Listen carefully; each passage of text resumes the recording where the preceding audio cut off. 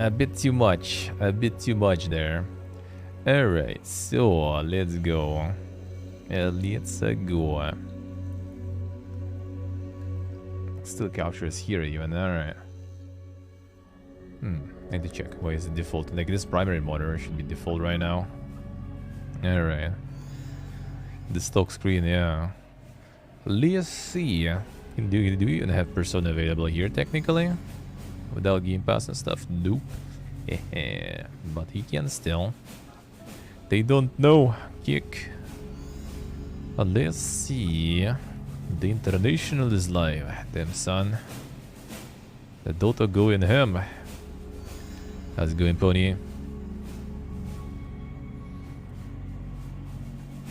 Let's see, I see. Catching up on that missed sleep. I mean, why not? Sounds good. Sounds good. Hard West 2 already on the sale. Yeah, that's the door. I think did they have that store on Game Pass 2 already? Arcane Studio sale. It's also on Game Pass. I'm probably gonna do a Deathloop in like next few upcoming weeks. For sure. Since I have Game Pass active right now. Might as well. Might as well. Alright, let's see. Hey, why is there all this shit, for example? Like, anyone like looks into these? I just like see what's here, like the highlights, special stuff, and then I just like scroll until I see this, basically. That's it. Automatically. The Fate is out. Do you want to play there? There should be some way to think kind of stuff. Yeah, it's gonna be a giga overwhelming, looks like. Let's see, Soka, right? This I would actually even play out of curiosity. But yeah, getting stuff here nowadays is not very fun. I should check. Actually, I think it was on... let me see, was it? Maybe I can try. Yeah, I can try to do some special magic. And get the key from Keymailer. A third Fate game actually, damn son. The dankness. There's that many of those, huh? Is it there?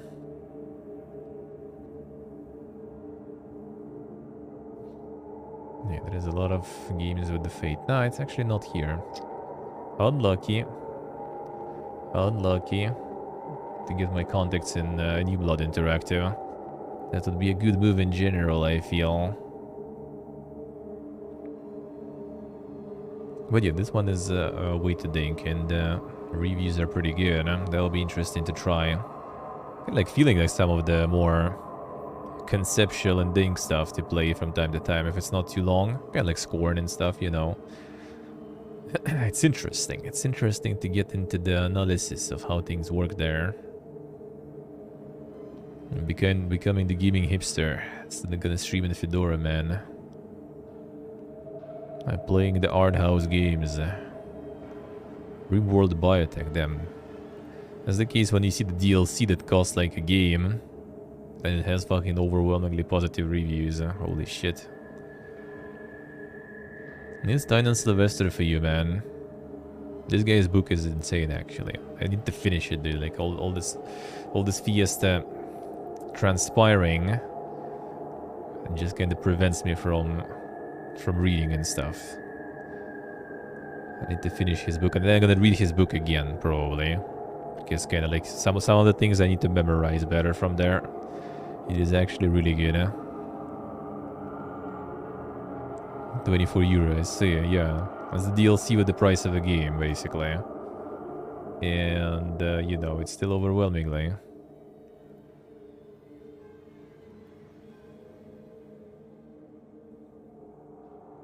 Could be. That depends, though. That really depends. So, I mean, there will be some people, obviously, who know everything and stuff in chat. That's how it always goes. But there's still gonna be some people who haven't seen, especially if it's like really dank and no one really, you know, like huge and everything played it. So it's still something new. The Baldi's Basics. Damn, the Osman's game. Again.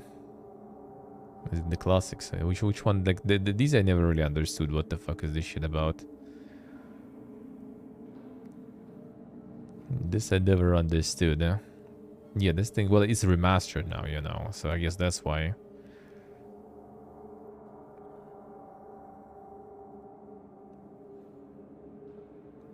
Oh, the Dink detective game. Yeah, that one I would love to play, but yeah, it's not there and it's not on Keymailer, I think, too. So unlucky.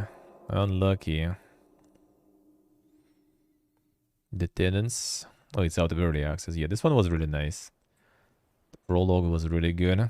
Then it was early access, and now it's released. Seems overall pretty good. It's nice, kind of a little bit of management game with some simulation, and with a little bit of Sims on top of that, I guess. Designing the rooms and stuff. That's a good one. Okay, Vampire Survivors out of early access too now, right? Seems like it. Yeah, the price jumped even. Damn son, expensive now. Not really. Not really. Yeah, 121,000 reviews. Insane, dude. Yeah, there's others. Mostly positive. It's almost very positive. This one's going good. PvE. Top-down shooter. Стрелка Games. I'll see. Twitch drops them, son. Let's have to farm them drops.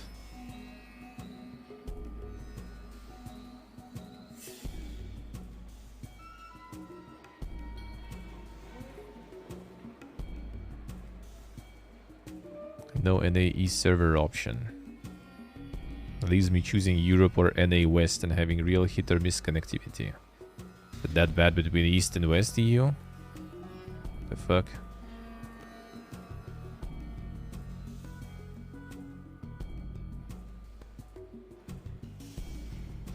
Top-down Tarkov, That does sound pretty good, though.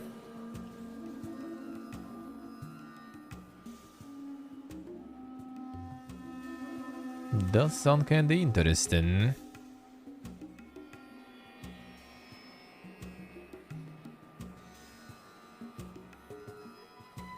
That one is in the universe of like the what is it, like Hell is Us, right, and stuff. They kind of like working on their metaverse there, I guess. Tower of Fantasy is on Steam now. Damn, son. I'm already on New World, so ain't gonna whip it up. Ain't gonna whip it up. Too much live service and MMOing already going on, dude. It's gonna be the weeb game next week, though, probably. I think it's time. The actual Halloween is coming, so about time to play some scary. It's so wee bit scary, man. So yeah, we can do that, I guess. What's it called? Oh man, I need to remember. Yeah, but it's Dink. Let me see. And Signalis as well? Yeah, Signalis I'm gonna do that on Friday, probably. So yeah, Friday gonna be taken by that. Maybe not. Maybe I'll do it another day then. Like not for first look and do the weeb shit for the first look or something. Because I doubt I'm gonna be like playing it for long, even though it's kind of like the gameplay wise it is. Man, what was the like? Yeah, that's probably. No. What was the name? Don't think I added it yet, or did I? Don't think I did. Yeah, I don't think so. Not yet. So I need to check. Oh, actually, no. I know how to find it. Is that actual publisher that had the Fiesta? I actually have something about that Fiesta today a little bit. Was it P-Cube? Nice. P-Cube, I guess, this way. No, actually, wait. Oh, wait.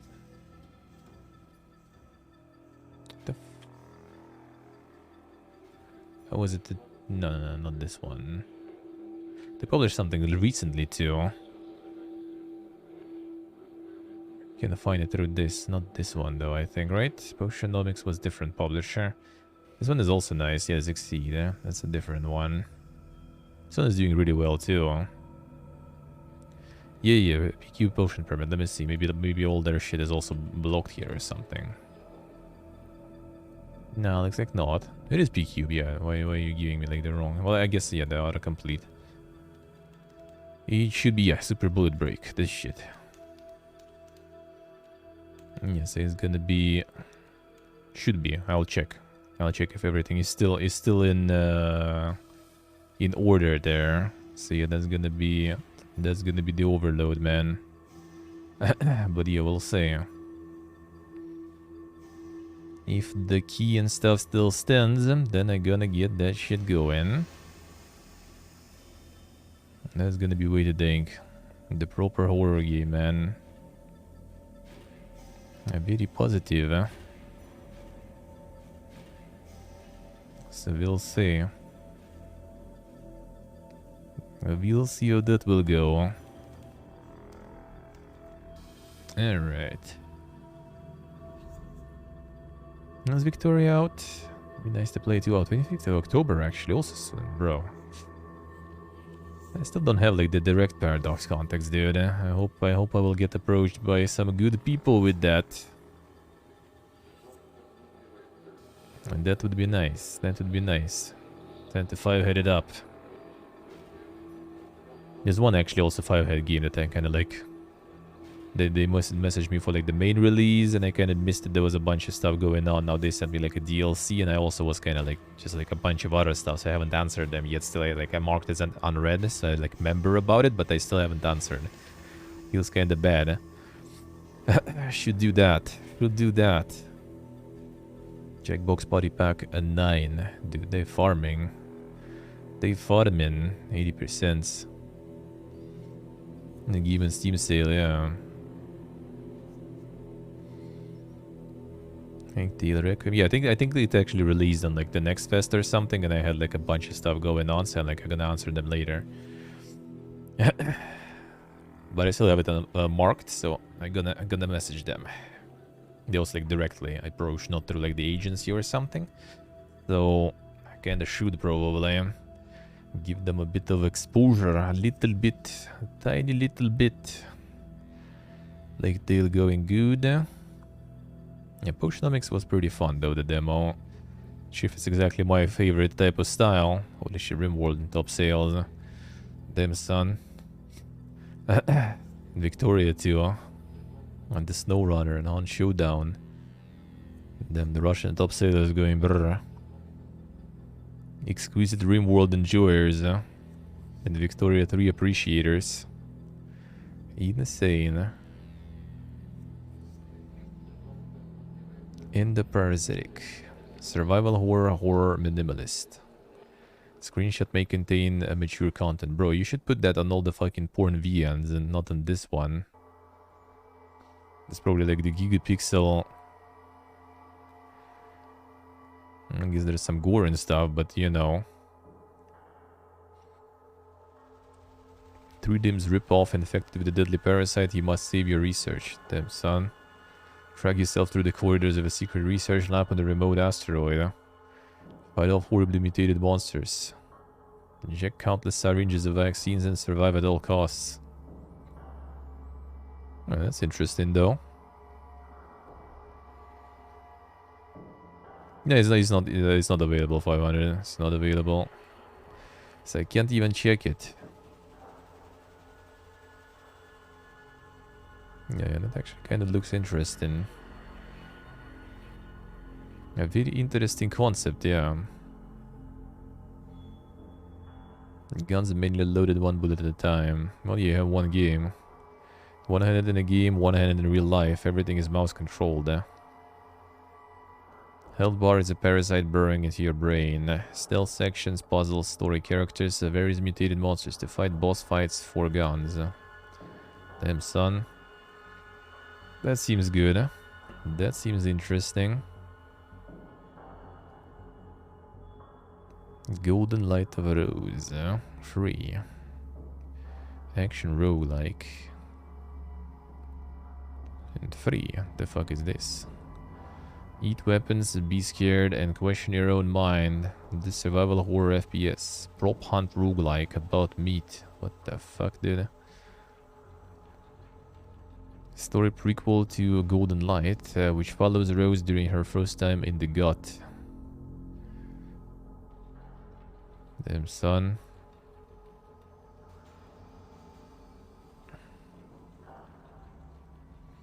I played this one. Probably played the one that is yeah, the Golden Light. This is the prequel. This is the prequel, but seems also way to think.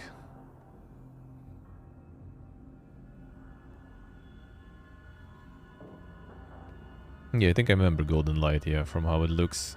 Yeah, that's the Golden Light.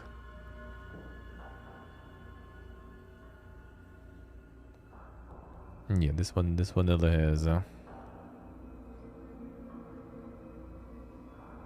No, so it's pretty much like kind of prologue prequel, I guess, free, just to get people into the game. This one, I see.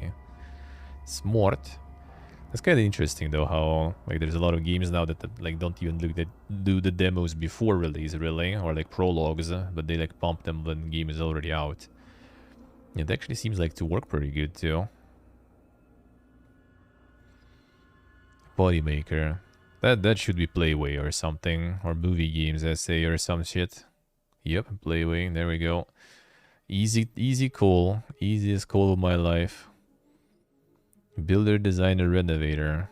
Unleash your creativity in a dozen unique places. Yep, this one, that was the easiest guess. They farming, man. Like, how many they have already at this point even? There's multiple companies, not just these guys too. Seems like it, yeah, boy. They have some good stuff, but a lot of stuff is getting a little repeated. The thing is, it's the publisher. Like, the devs are different. So, I kind of wonder how it works. Yeah, 113. Well, DLCs are 45, though. That's still quite a lot, though. Like, amount of stuff is insane. It's all like simulators, pretty much. Train mechanic, car mechanic. Like, they started kind of like from some of them, and then they just like similar again and again and again. And the thing is, like, it's different devs also, so like they have some sort of like, I don't know, already like engine template or something, and they just like get some studios that make stuff for them with those templates, because it's not like the same studio all the time. The different people. Probably.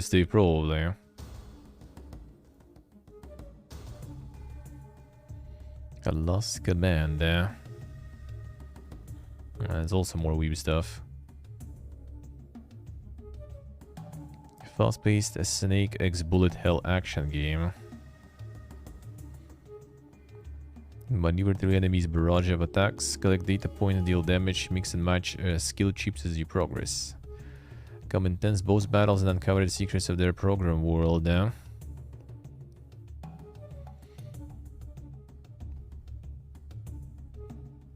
the snake with bullet hell, alright.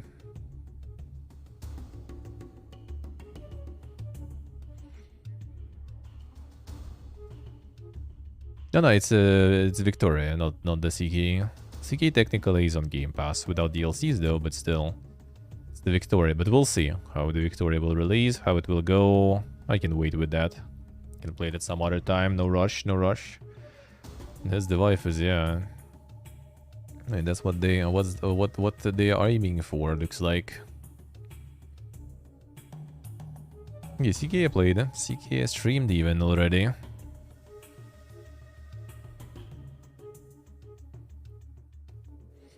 I see, Dick, I see. Well, might wait, then we'll see. Maybe I'll get my hands on it. Ship of Fools. When is this one out? It should be already soon, right? 22nd November, alright. This one was like on multiple like next fests and stuff. I think I also read that like the next fest you suppose you have only like one time pretty much to get there. Maybe some like bigger studios like have some pass, or maybe they buy some pass. I'm not sure that they have those games on multiple next fest, but I think most of the time they just give you one entrance there. At least like one showcase and stuff, like so you on it and yeah, like a broadcast, stream and stuff going. I think that's only like once when you have like two streams, I think, that you can schedule for yourself if you're part of it. So it is kind of limited, but some games you see like regularly there, so I'm not sure how it exactly works.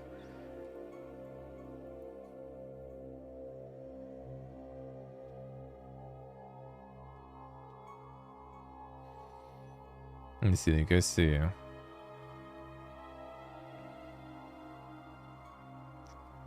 Frequency Chernobyl. A walking simulator, atmospheric.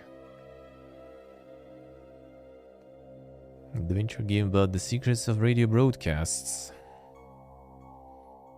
Journey to the exclusion zone. I faced the time anomaly and solved the mystery behind the broadcast from 1986. Man, with all this shit also, like, can't even like go to Chernobyl, dude. I wanted to go.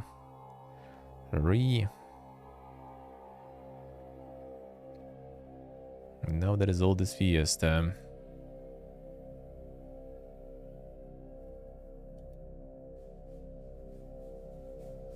The Last Shot. Puzzle steampunk side-scroller.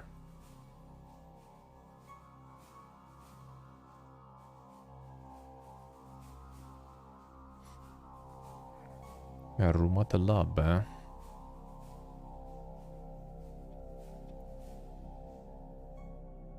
Your style reminds me of something.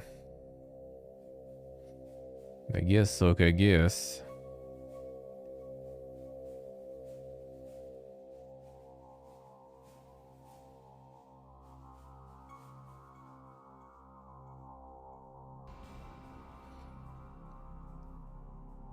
This kid character is like from some scuffed Simpsons or something. Seems like it, at least.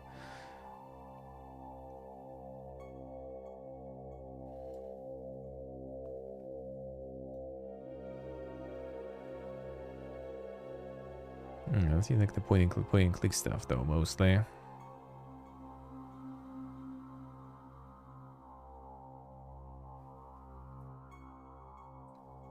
That looks pretty nice.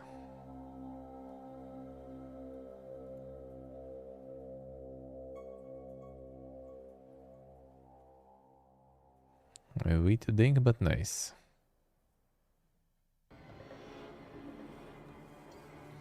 The work one? Yeah, if I finish it on Friday. It's nice, it's nice.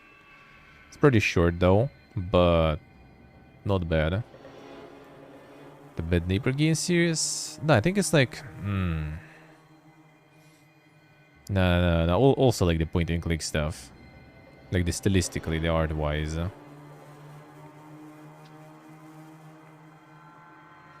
Kinda, even though like the characters and stuff look different. Deponia? No. Let's see. Maybe they have some. No, not really. No, the demo there. Also like post-apocalyptic stuff, sorta. I forgot the name. But no, like when you kind of zoom in, not exactly, I guess. Not exactly. Machinarium, maybe that. Simulacra 3. Interactive fictionized, this kind of stuff.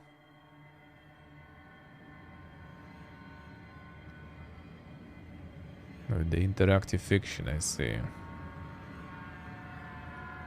Not a huge fan. A wish list for more free loot. Don't know if people actually do even care about this stuff. Like, why? Like, if you care about the game, then yeah, sure. But if you care about the game, you probably already wishlisted anyway. If you don't care, like, why would you care about the art book or something? Or wallpaper, yeah. Not sure, not sure.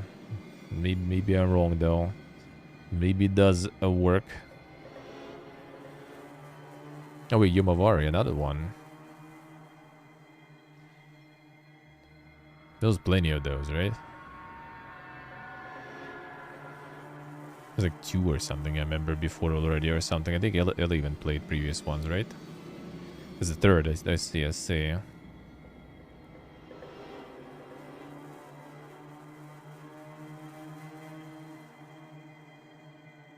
Another chapter.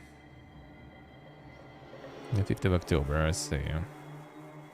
Yeah, I don't remember. I remember he played one like for a while though. That I remember. So maybe he did go through it. Similar to 100% orange juice. I'm not sure about that one, dude. I'm not sure if it's similar or whatsoever. Seems kind of like a little bit different vibe on both.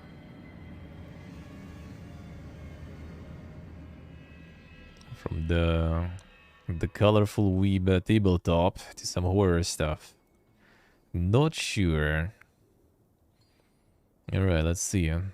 Any hidden gems? On December, yeah, that's totally not a hidden gem. Maybe something else hidden there, though. At least I guess they're kind of climbing out of the negative stuff. But not sure if effective enough, though.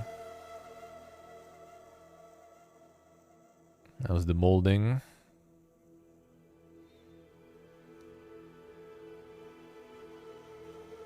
The game pay to win.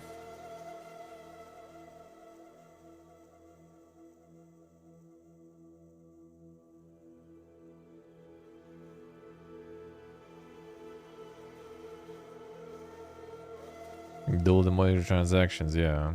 Install the rootkits on your PC. Monka is a rootkit plus mobile game and PC plus pay to win.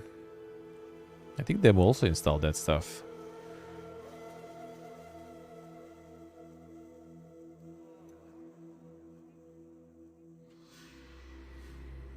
A free rootkit, yeah. Yeah, that's a lot of re. First the store was created, then a game was attached to it. Classic, classic. Yeah, it played quite nice, but yeah, another super pay to win stuff. Yeah, so seems like it. Seems like it.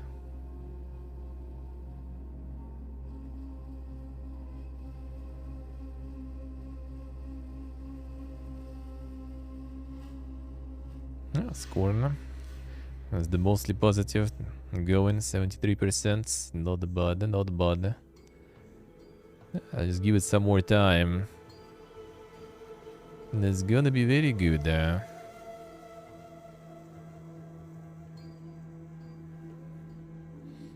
So 10 bucks? More like 15. 15 bucks. For that price, it's not too bad. Still kind of short though, but you know. Game Pass is still better value, that's for sure. It's more like Soma. Not really, not really. I think it's kind of the thing on its own. Soma still was horror.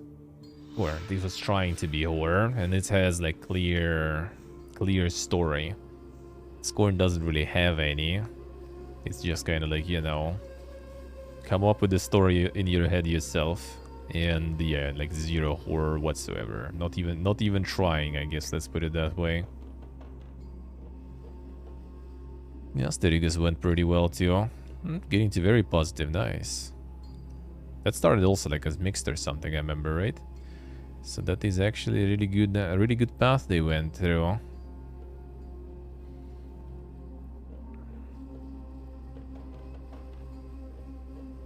Stardeus. Scored wishes it was Soma. I think Scorn in its own is good too, though. Like the thing is, like Soma is still it feeds you this story anyway, though. Scorn is kind of like not even trying. You just can like come up with your own story if you want, or maybe not. Kind of depends what you're in the mood for. Yeah, I read the art book. Don't think it really like the game fails there though. It's just like kinda like I don't know. It doesn't really have anything going for it. Like it's just like they created the world, just throw you in there, but it doesn't have anything else going on to it. No like story or something.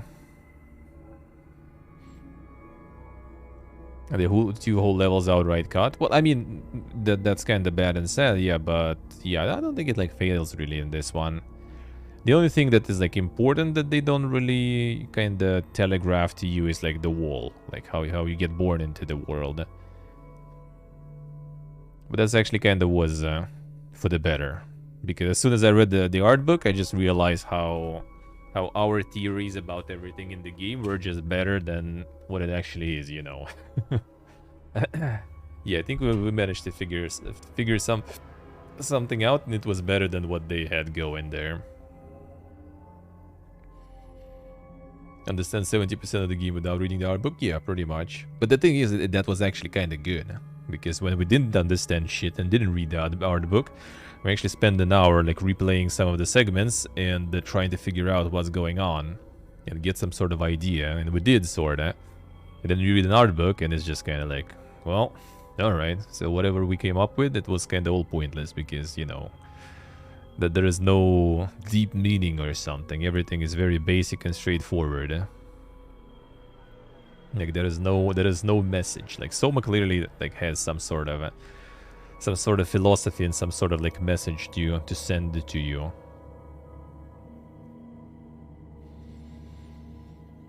It's implemented into the game at some part.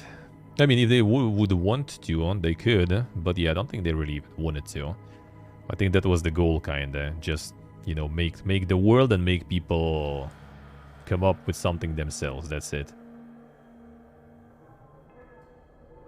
And you played with chat alone. I'm gonna ask my friend what was his takeaways from that one. Instead of 3 wall strategies and some palace with orgies, yeah, they could do better in environmental storytelling for sure. For sure. They could, like, they didn't need to do something like different or like sort of better. They just needed to do more. That's pretty much it. A little bit more explanation. Not even like the cut areas. Cut areas kind of, well, like the constant meat grinder with the monster constantly being grinded and growing again. That one is kind of cool concept, but you know, it's just, you know, cool for the sake of being cool. Like it doesn't really telegraph anything anyway. Well, like the what's the name? The homunculi civil war or something. I kind of didn't really like that one, to be honest, that much. At least from what you read in art book, I didn't really like that one. It's kind of like just like feels like some weird, the weird narrative device. They just needed to put like more murals and stuff everywhere, so you can have like better idea of how things can happen. And maybe if they wanted to put some sort of story in, then, you know, it also maybe would be kind of nice, in my opinion. Some sort of a message to send to. Yeah, game was really short. That could be more for sure. The Blood Bowl 3. We watched the video not long ago. Like a couple of months maybe ago it was the video. With some new mode. Yeah, so far I think it was Naked Show or something. No, I actually passed Naked Show. Naked Show was also in summer, I think, right? We watched something. The third video, yeah, actually added it in the list. Well, the video is kind of like the interview and stuff, and some like, you know, some host talking. I'm just gonna like read excerpts from that probably, and that's better. Like, not that much to watch there, except for Todd, of course, but you know.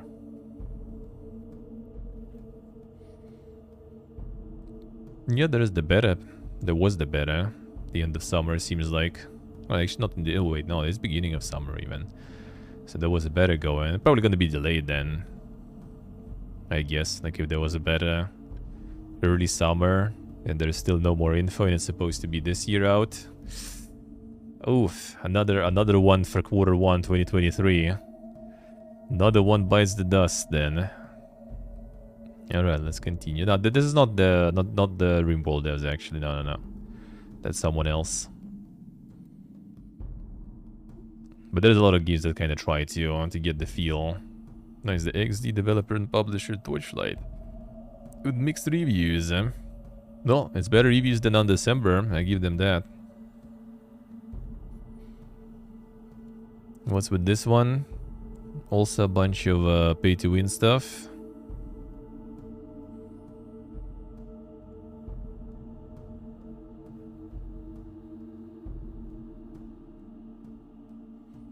Microtransaction aggressive games, alright. One of the playable characters is locked behind the $15 battle pass.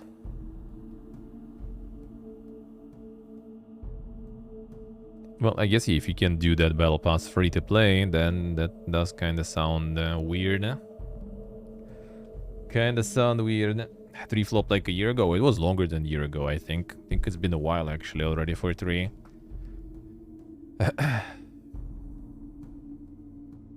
This was like ported from somewhere. I think 3 was a while. Unless it was like out of early access. It's 2 years ago. I think before that it also wasn't early access for some time or something. So it was actually probably like even maybe 3 years or something. Yeah, that one also didn't go that well. That one also didn't go that well. Eternal Cylinder still going. Mostly positive. Almost very positive. Whereas this one also like not getting like that crazy good traction.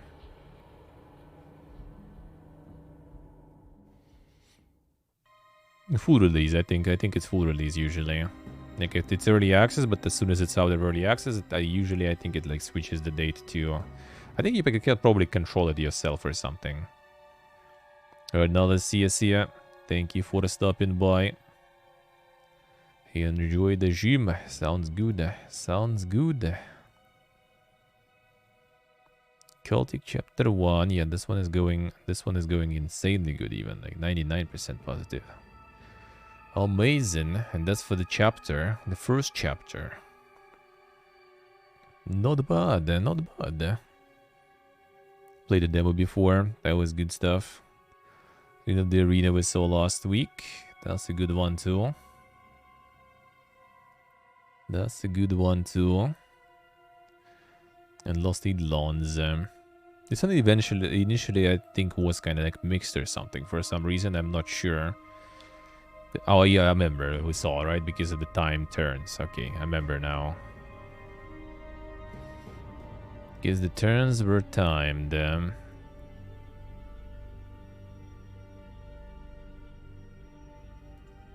The writing is cheesier than the Green Bay Packers playoff game.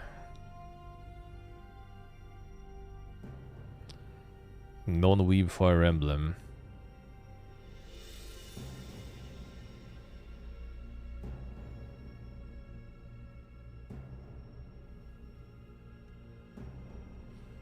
A few months when it's patched. I see. I wonder if they changed the turn timing, because it seems like I don't see the complaints about it that much anymore. Maybe they made like optional stuff for that. Hot fixes. It seems like it's okay, I guess, yeah. It's Plague Tale. I'm surprised there's not that many crazy. Well, I guess it's also on Game Pass and stuff, so probably a lot of people just got it there. Still kind of like a niche experience anyway. So it's not going to be some crazy blockbuster with a lot of reviews, but yeah. I guess Game Pass also takes a bunch. The Brick Tales. This one also going ham. Yes, Dave, I think so. Damn putting the Final Fantasy server is also with Q, the fuck? Still? What is this shit?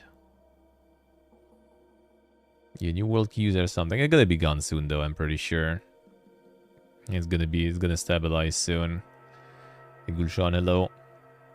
There's gonna be like the new fresh start server soon and everything. I think a bunch of people probably gonna move there.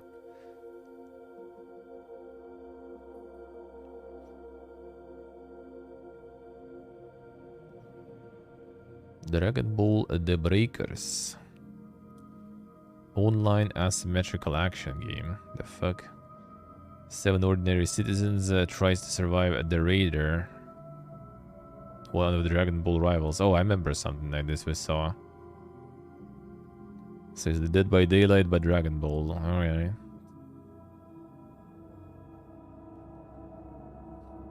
Scuffed as fuck, I see. Wait, this one is a flop? But the reviews are good. Is it like on consoles or something somewhere too? Maybe with the crossplay and stuff there. And maybe it's not completely garbage. Played a lot of Lego? Yeah, well, not a lot, I wouldn't really say a lot, but yeah, I love Lego. It was expensive as fuck, I mean, still is, really. So I only had just a few sets. Like 3 key players on Steam, I see.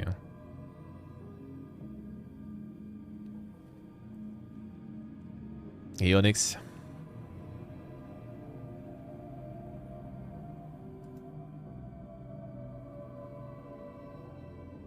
Let's see, alright. I'll check out the stores real quick. What do we have? And get to the news.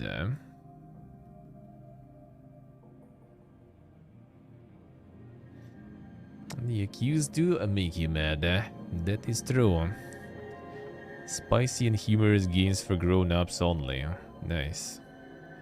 Thank you, GOG. We do really need that.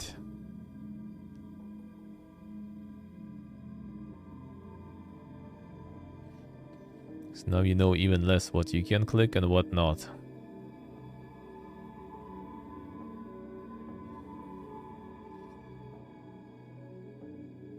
Prison Tycoon bundle. Let's see.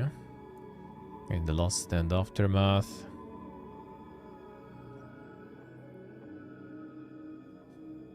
The porn games now, yeah. And they don't really even have the filters and stuff for that. That's the problem. Can't even browse GOG safely, potentially.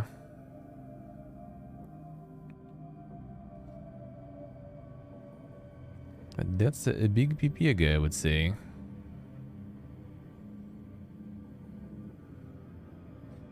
And the Ultimate Edition for $100 something, insane.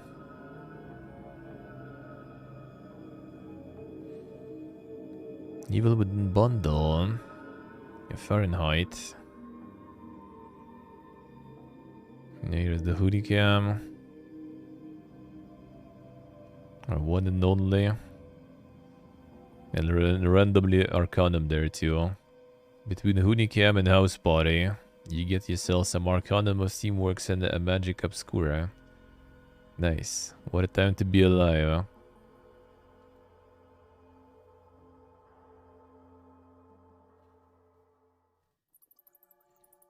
The front page of GOG, yeah. Alternate Dimension Diary. Yeah, like at this point you don't even know what you can click or not here. Thank you, GOG. At least Steam has filters for that.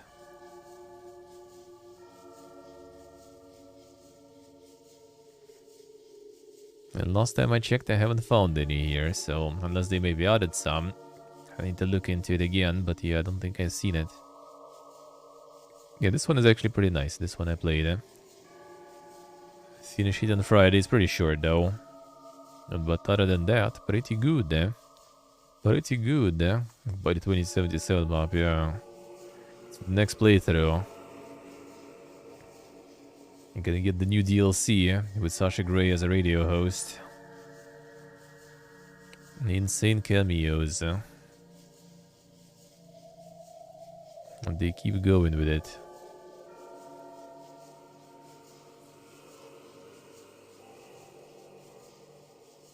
Alright, come on. There's a giga loading there. There we go. Halloween sale on Epic, alright. Good, Ghostbusters is out actually. That one is out for 15 bucks. Yeah, I could check actually some of the stuff on Epic. Maybe I can buy some here. Because at least they have proper payment methods.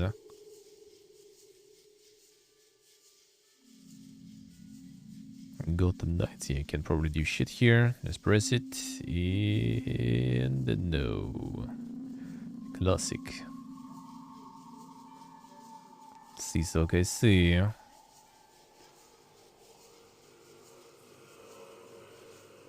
Let's see, like I see.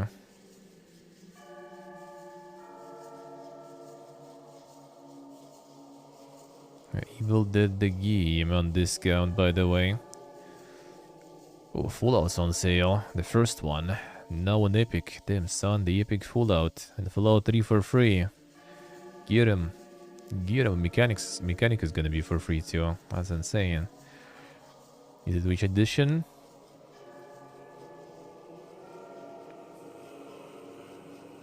I guess just.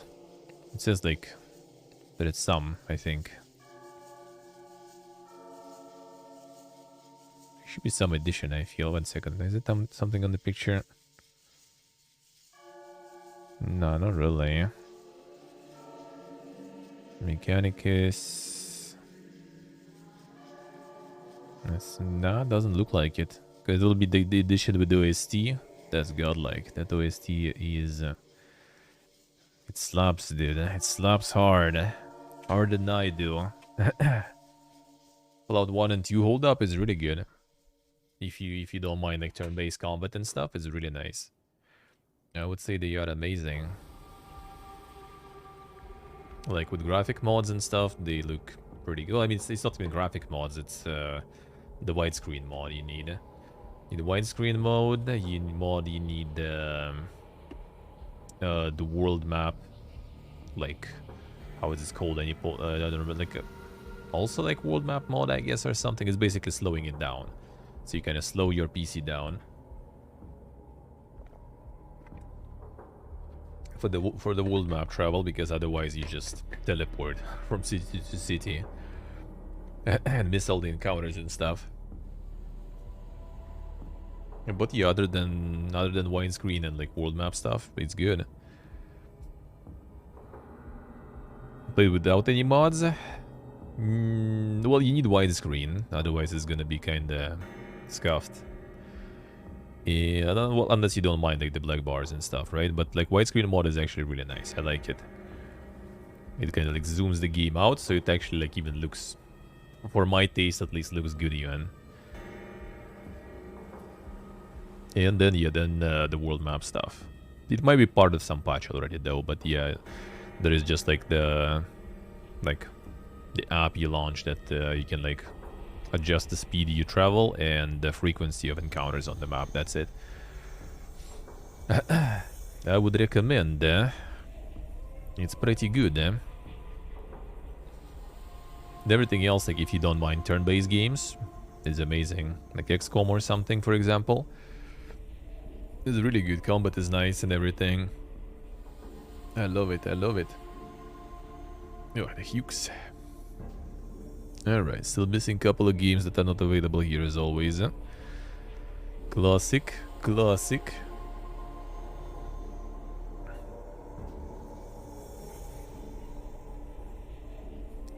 Fallout 3 the most popular now. Yeah, of course it's for free, dude. I would be surprised if it's not popular. Fallout Tactics also, they got a whole collection going. That's also nice. I like all the old classic Fallouts for sure. Tactics wasn't super popular, but it's nice.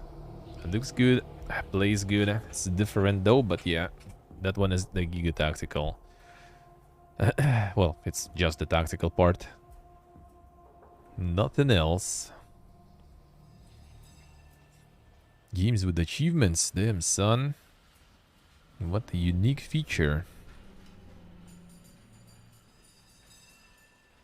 Story, well, I mean, there is story, but there is no, you know, like RPG stuff. No, like, dialogue options, you know, this kind of stuff. It's kind of like full-out combat, but with optional real-time and with more, like, tactical stuff. As in, like, you can use covers, you can sit, you can you can crouch, you can prone, all that stuff.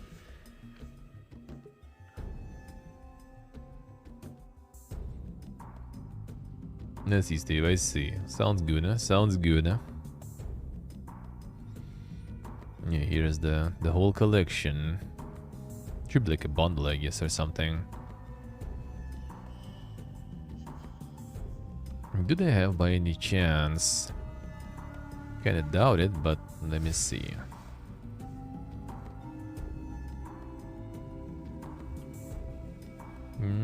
Doesn't seem like it. Sad. 1 and 2 are the best. Yeah, tactics is kind of like not competing with those for sure. It's good though, but yeah, totally not competing. This I wanted to see. What's on sale? Skyrim on sale. Bog.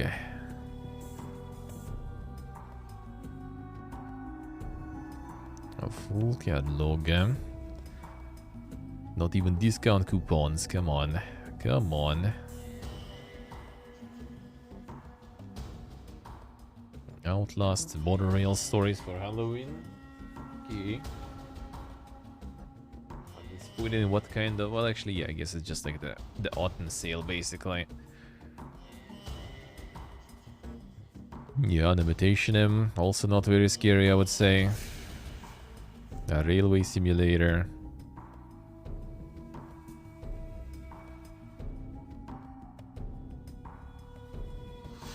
Kaiju dating sim. Yeah, that's totally for Halloween, dude. Shit's scary.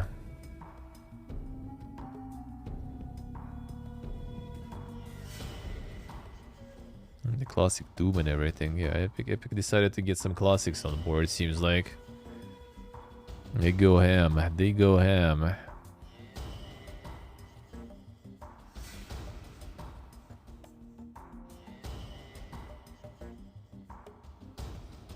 Got Neon Blight, more Evil Dead stuff. I see the DLCs, skins, I see the outfits.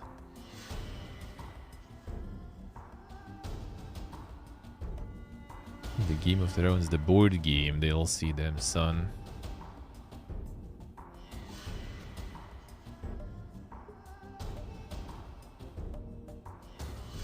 Insane.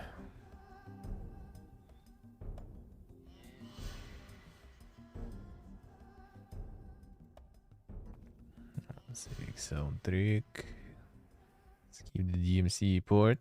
There we go. A Larva Mortis, damn son.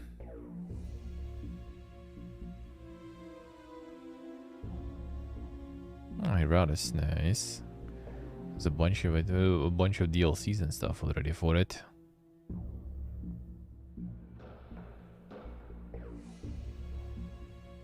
I'll see.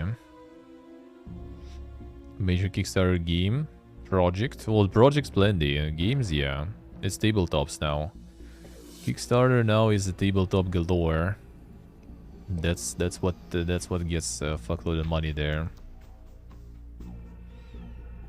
The games on Kickstarter still kinda do, but yeah, nothing crazy. Nothing crazy. Like, if you think about it, even like some of the loud ones from back in the day, like when Wasteland 2, for example, raised money and stuff, there's like like couple of $1 million, and it was already like, you know, insane poke. And now industry already in the situation when that's kind of like, you know, not much for most of the studios, and tabletops are farming like even more money, some of them, while like what's the name, like the base price, pretty much the expenses to make one are like not even comparable to the actual game. It's pretty crazy, man. You can actually even check what's there nowadays. On that Kickstarter.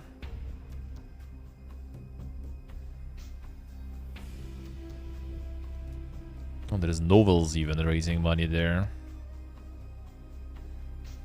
Even novels, games. Let's see. What do they have there?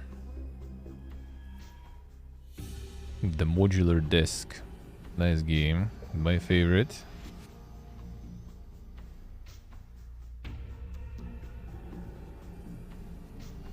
Cowboy Bebop, the role-playing game.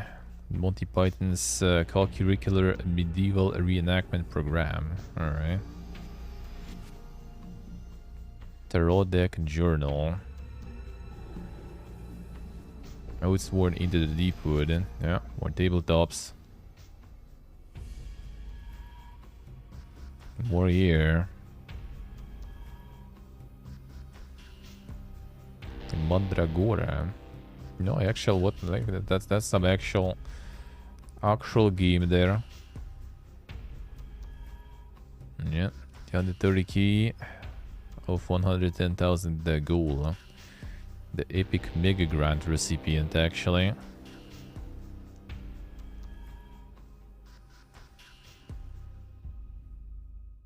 They've seen this one before. The new Souls-like.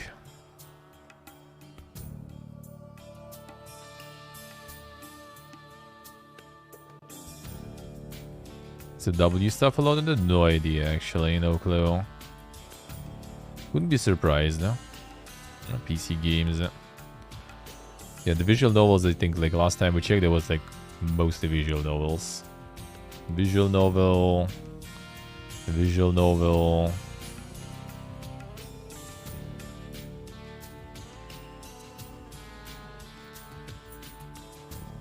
Multiplayer on PC. Yeah, this one seems like it's not making it. And the visual novel, like instantly. 228% funded. A roguelike deck builder. Oh, something familiar.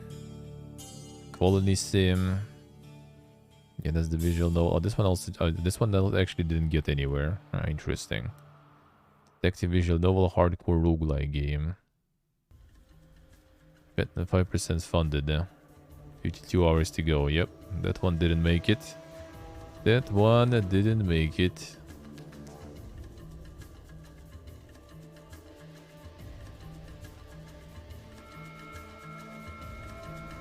Yeah, this one is also not probably making it. That's kind of from the banner already, to be honest. The banner already quite often tells you something. Absolute Tactics, a collector's USB cassette. Damn, son. Store is closed. Infinite Furniture Store survival game. Oh, was it the one that you survive in IKEA? No, that seems like a different one already.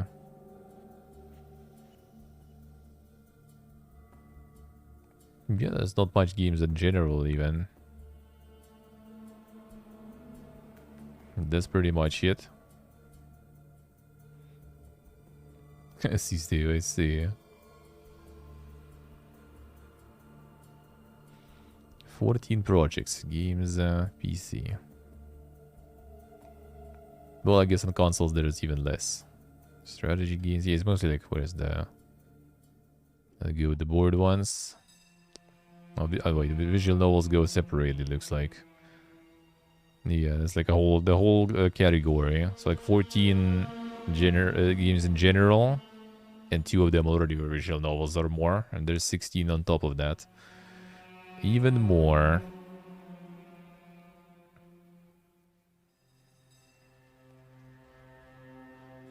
Not all of them are pumping already, so I guess people had enough.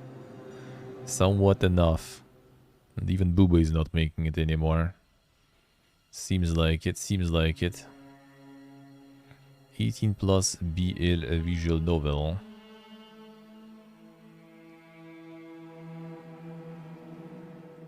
Real yaoi visual novel. Alright. Even Boo Boo is suffering, yeah. Economy is to think, man. But yeah, most of the stuff is the tabletops. Let's see, there's like subcategory for these.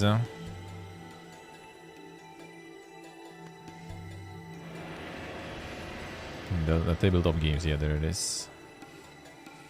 36,329 projects, so that's a little. Well, actually, that's not only not live. Let's add. There was like live stuff, live projects. Yeah, let's go. 446 projects going. So PC gaming is dead, bro. Like, look at the amount of funded stuff here. Like, why would you like game design for the video game when you can just like get all the tabletops going, dude? Like, look, everything's funded, man. 434% funded. No, this one is not funded. What is this? Bad Baby Lish Lords. Yeah, I probably wouldn't be really like interested in the name for sure.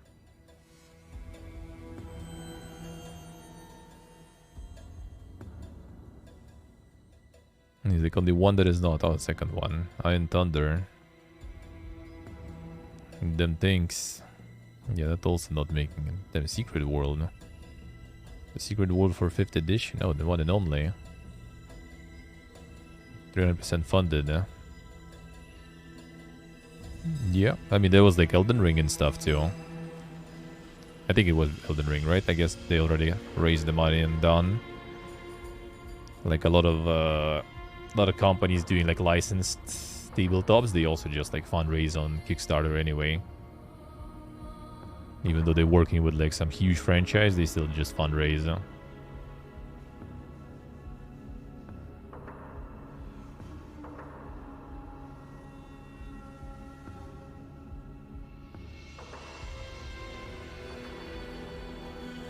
Yep, that banner already wasn't already selling it for sure.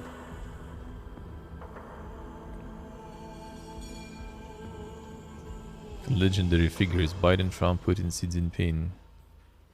The $1 pledge there. Yeah, it's not going that well. No one needs those in their games, dude.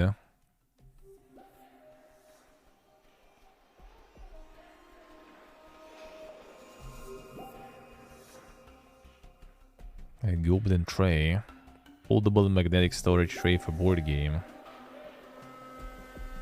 Yeah, Steve, yeah. I think like basically like it's so many, like you need like some really cool, like not even like the, you know, mechanics and stuff, I guess. Like I'm pretty sure a lot of these are like somewhere close to each other, right? But like it should be some like really good banners, some really nice, you know, name, and some like setting and stuff that will be original, somewhat and interesting. Because otherwise like getting through all the noise gonna be not that easy.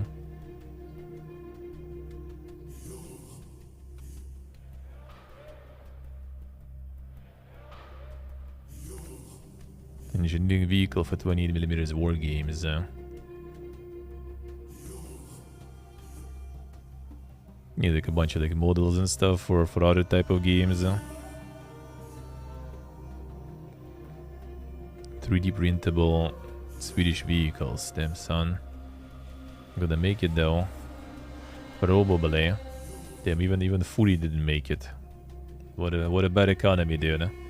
What a bad economy. Woody tabletop not making it.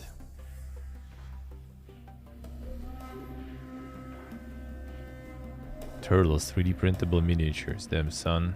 That also not doing it.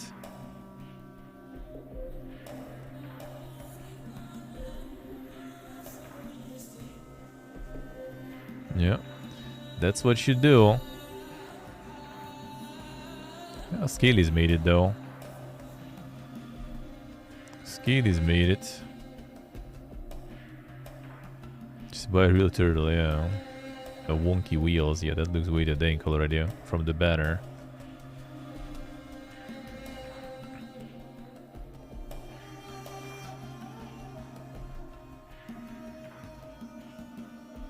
People there, yeah.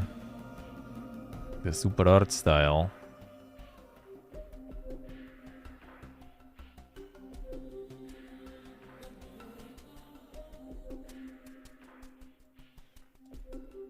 Yeah, that was like Elden Ring's one, I think, right? Let me see. Search.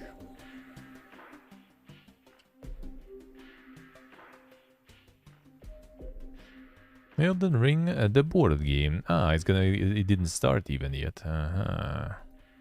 November 22nd is gonna start. Yeah, that's gonna raise a bunch. That's gonna raise a bunch. How his name's spelled properly? Macmillan, I think, right? Or not? Yeah, it is. Edmund Macmillan.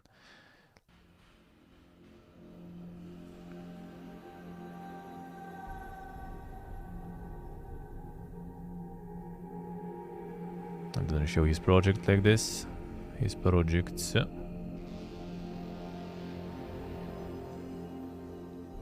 Oh, not recreated. Oh, yeah, this one.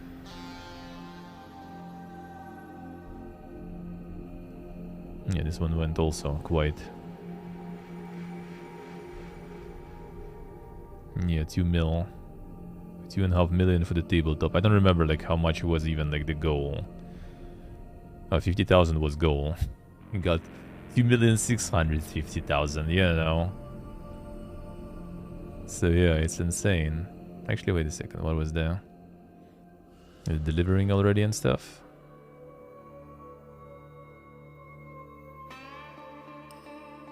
Estimated delivery in November 2018.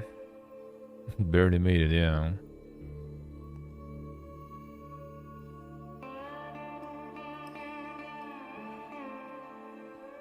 Really dink, man. So like some of this stuff is oh wait, this one was even more dank, looks like. This is 6 million. Holy shit, dude. Oh, that's the recent. Oh no, its update was on the 2022. No, it's supposed to be delivered in June. Yeah, when at 100,000 got 6,720,000. Yeah. Crazy, man. Crazy.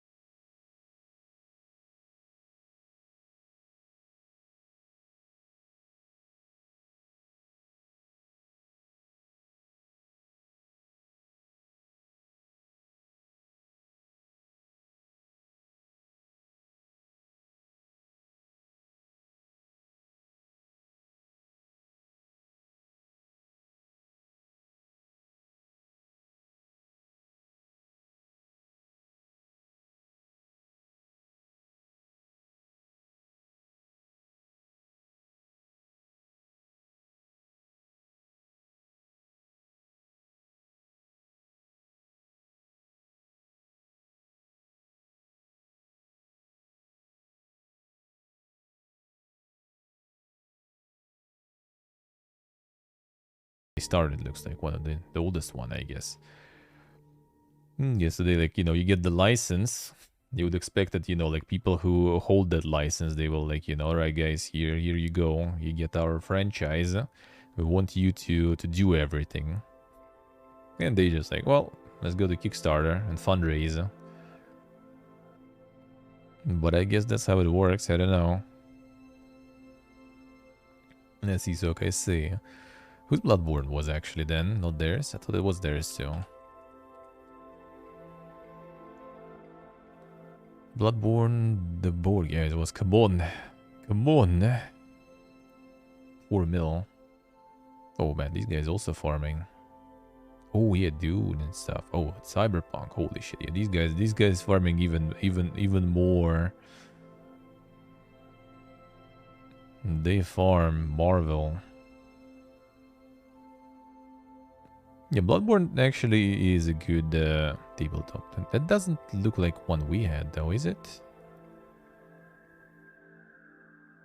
I guess I had like different box though for it, like more like mass produced or something.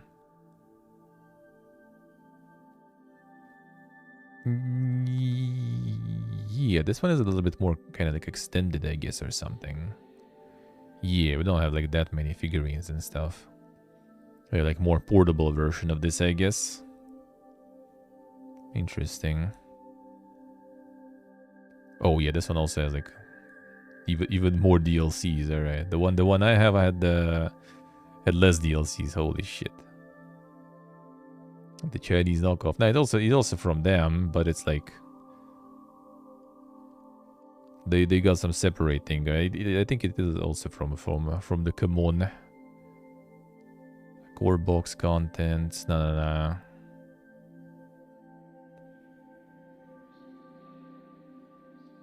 It's kind of like there are some games have like these like how's it called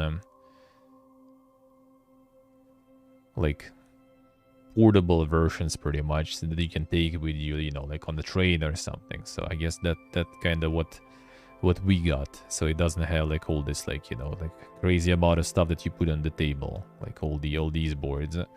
I don't think I have it, right? Yeah. Man, again, like this year again, they're gonna be stuck in the summer house because my dad went alone there to close it. I should bring them with me back. Not like we're probably gonna play it again with friends because that never happens, man. Played a couple of times, everyone liked them though. Even people who haven't played Bloodborne still enjoyed like the gameplay itself, I guess. Let's put it that way. Man, these guys also farming like crazy. Like all the franchises and stuff. Insane. So yeah, tabletop is the future, dude. That's where all the Kickstarter money is now. Alright, let's get to the gaming news. That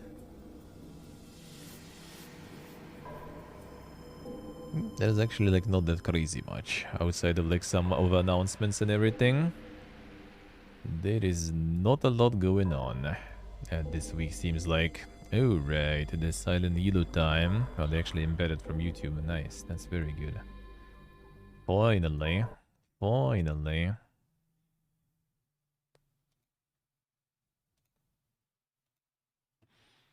Let's get some of that going. Nice, that's the main remaster thingy, right?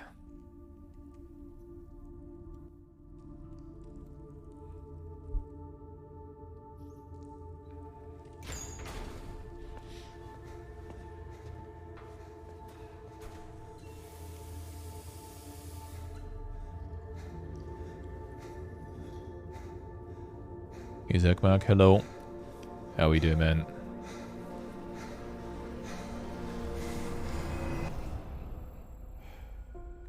Nice, Jordan, nice. Yeah, we saw that one there, yeah. There's a bunch of really licensed ones. Waiting for me.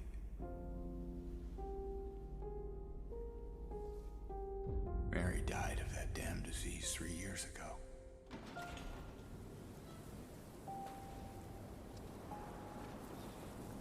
The face looking weird? I mean, not exactly.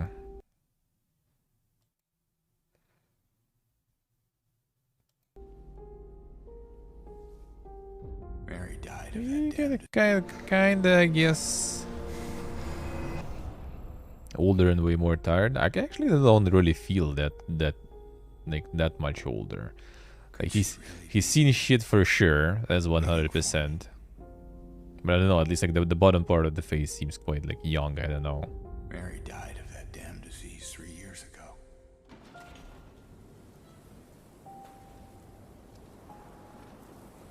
Face is a bit off. Kinda okay for me. I mean, I'm also like not really, you know, familiar and everything. And with Silent Hill, so I can't really compare. Huh? Silent Hill.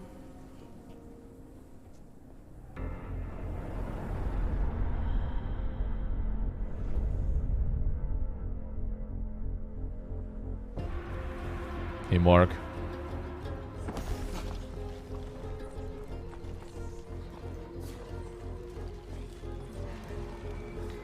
Colder than original. I know what you are.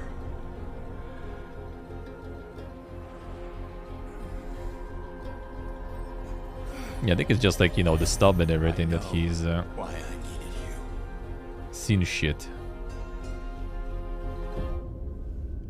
I was a little bit busy seeing shit too, I guess, to not to shave. But it's all over now.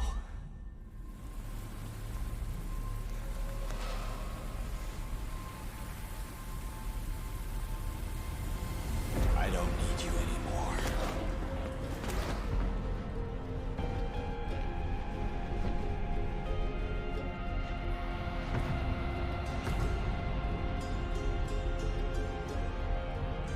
Mimics might get kinda like an uncanny valley there.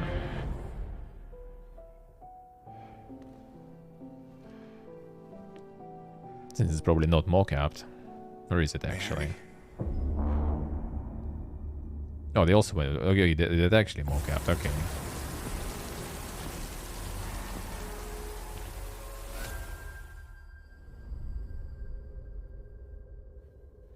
Yeah, okay. Don't really have like the hard feelings for the original and everything, so I mean... Kinda already. Looks very beautiful. But yeah, gonna be depend how everything's gonna, you know, transform into the beautiful graphics. Because I think in many cases with many games, like a lot of things, like the bad graphics and stuff, and the lack of detail, it just kind of, you know, it gets offloaded to your brain. Like you kind of create part of the stuff on your own, like in your own head, basically, your own vision of things. And when it gets more detail in graphics, you kind of have less of that going because you already kind of see all of it, right? That might not exactly fit with how it was in your head before, let's put it that way. No, in this place. Why you? Yeah, they have Masahiro Ito working on the designs and stuff, so Here to be punished. hopefully shouldn't be too far from the Let's get original. out. You know what? I think you're right. I think we've done something so awful. We are stuck here in this place, being judged by these people. But for you, I think it's more than that. I think you're here for some other reason. And I don't want to be anywhere near you when you figure that out. Pyramid looks a bit too smooth. It looks scary, I guess, maybe, Yes, these days, I see. Annapurna Interactive.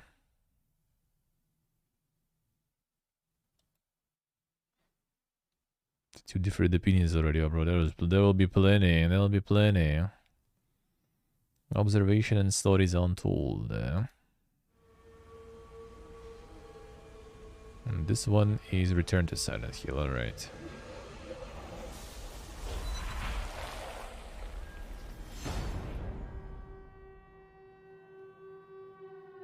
This return is my return to a world, a universe that I have touched in 2006, 15 years ago. The film was a great success, and we decided to go back to. Was Silent Hill movie good actually? Like I have that, like I don't remember it being, you know, like mentioned.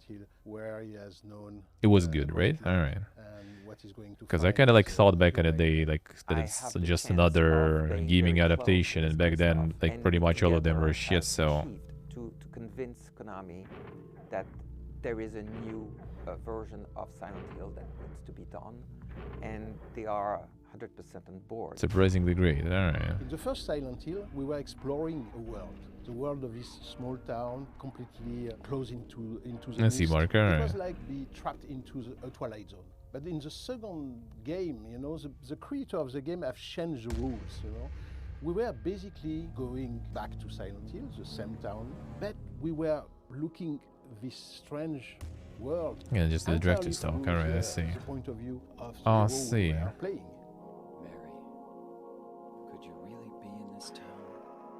He realized that Mary is lost somewhere into this strange place. At its core, it's also the idea of the myth of Orpheus. And whatever a man can go deep in hell to bring back the soul or the person he loved the most in his life. So it's much more about psychological horror, even if we are going to find again all the same creature and the same strange terror sequence and things like that. But the first big interrogation and the first big terror is about ourselves. Are we mad? Are we sane? Are we sane to go back to Silent Hill to find this great love? This one now has so many years from the first one that there is a clear idea from Christoph to make it modern, but also very true to the video game. And that's also what it is. We are also respecting the will of the author, the producers, and Konami into this adaptation. Christoph, it's really somebody that respects. That's for the movie. The work That's for the that has movie. been done, but that also has his own vision. It nurtures the creative vision of the authors from the game, but with a different vision from a filmmaker. And both, they have created, I believe, something that has struck the minds of the fans. It's good to know that actually first movie was good. I didn't know. The game of Silent Hill franchise were great artistic achievement, and I have a responsibility to transpose that on a big screen, you know.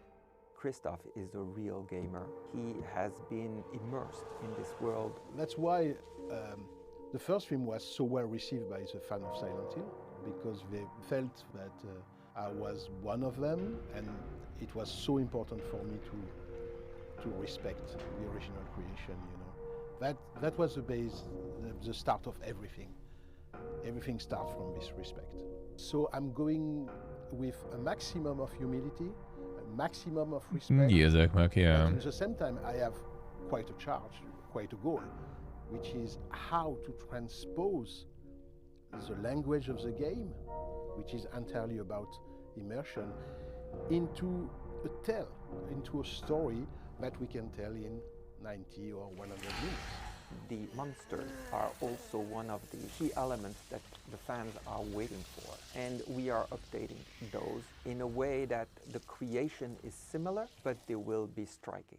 For me, one of my major goals in this film is how to redesign the classic monster of Silent Hill. I was talking about Red Pyramid, you know, this big guy with the helmet, you know. He's, again, in this one. Some of the creatures of the film of back in 2006 were very, very appreciated by the fan. But in the same time, for me, it was important to come back with surprise. It's a new universe. It's a new challenge. Well, I mean, see, the first game was successful, so the fact that it's a game adaptation doesn't mean yet that it's bad, you know. Because they want them to have that wow effect. That's why, you know, I found a very interesting collaboration with the people of Konami. They helped me a lot to achieve this new design of the monster, because they are also working on new episodes for the franchise of Silent Hill. The younger audience, they want that collective experience. They want to be with their friends, they want to talk about it, but they want also to live that experience together. They want to live. That, watching an horror film alone. They want to not die. It's quite different of being into a big theater with a crowd and everybody jumping at the same time. It's very different. We are modernizing, we are giving him what the audience of today is really wanting. We are trying to do as much as possible, creating a new experience for that audience. Could be more immersive, interactive, and we have now new technologies, but we The still metaverse. have what It's makes time. the best is the story, and this story is at the core of it. So we hope that Return to Silent Hill will be a great return. And if we want to keep the link with the audience, you know, we have to be perfectly aware that everything has changed in 15 years. Everything has been washed away, you know. We have to bring back something, you know, very surprising. You'll see.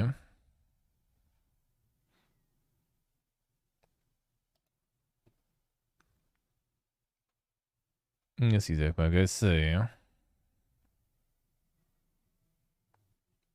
And there was Ascension, and there was F, yeah.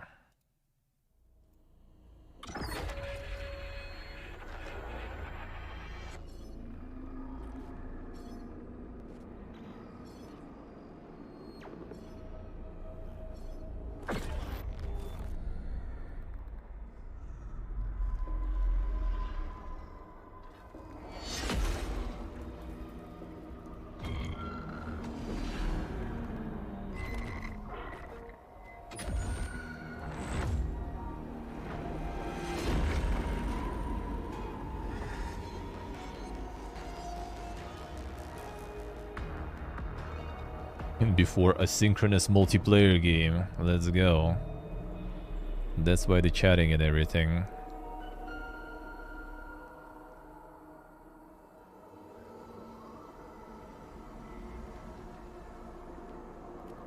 Oh, the interactive mini-series, I see. Face your trauma together. Damn, son. Insane, the interactive video streaming experience, let's see. Well, it actually is. A multiplayer game featured a number of development partners, including Dead by Daylight creators Behavior Interactive, so... You know, not so far.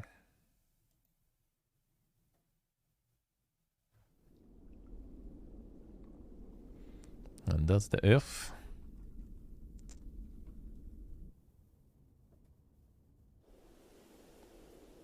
Let's see what I can see. That's from the visual novel Dank creators, right? Some famous visual novel dudes, huh?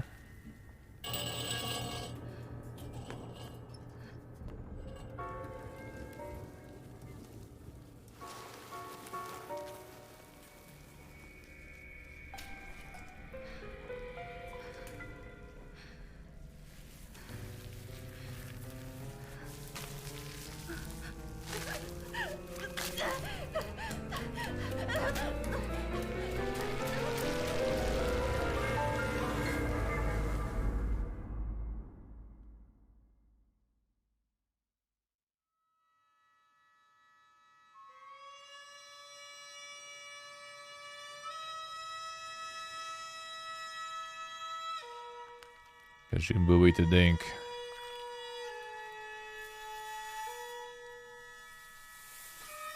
He's in your toes.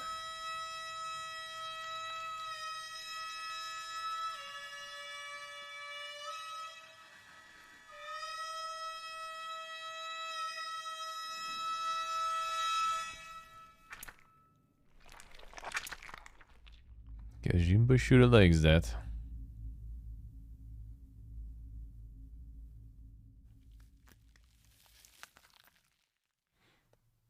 The F. Alright.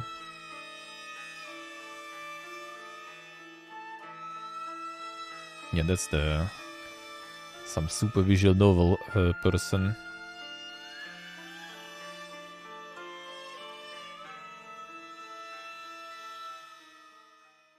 That's the function F. I mean, you can stylize that way. That's true. The math horror. It's time. It's time. Alright.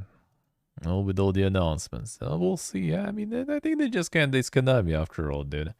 They just realized that, you know, there is a demand now for Silent Hill. And everyone talking Silent Hill. And there's too much hype about Silent Hill, so... there is some money in Silent Hill to be made. And that means it's time. Time to do a lot of stuff, and then we'll see what's gonna work. Hey Bjorn, probably.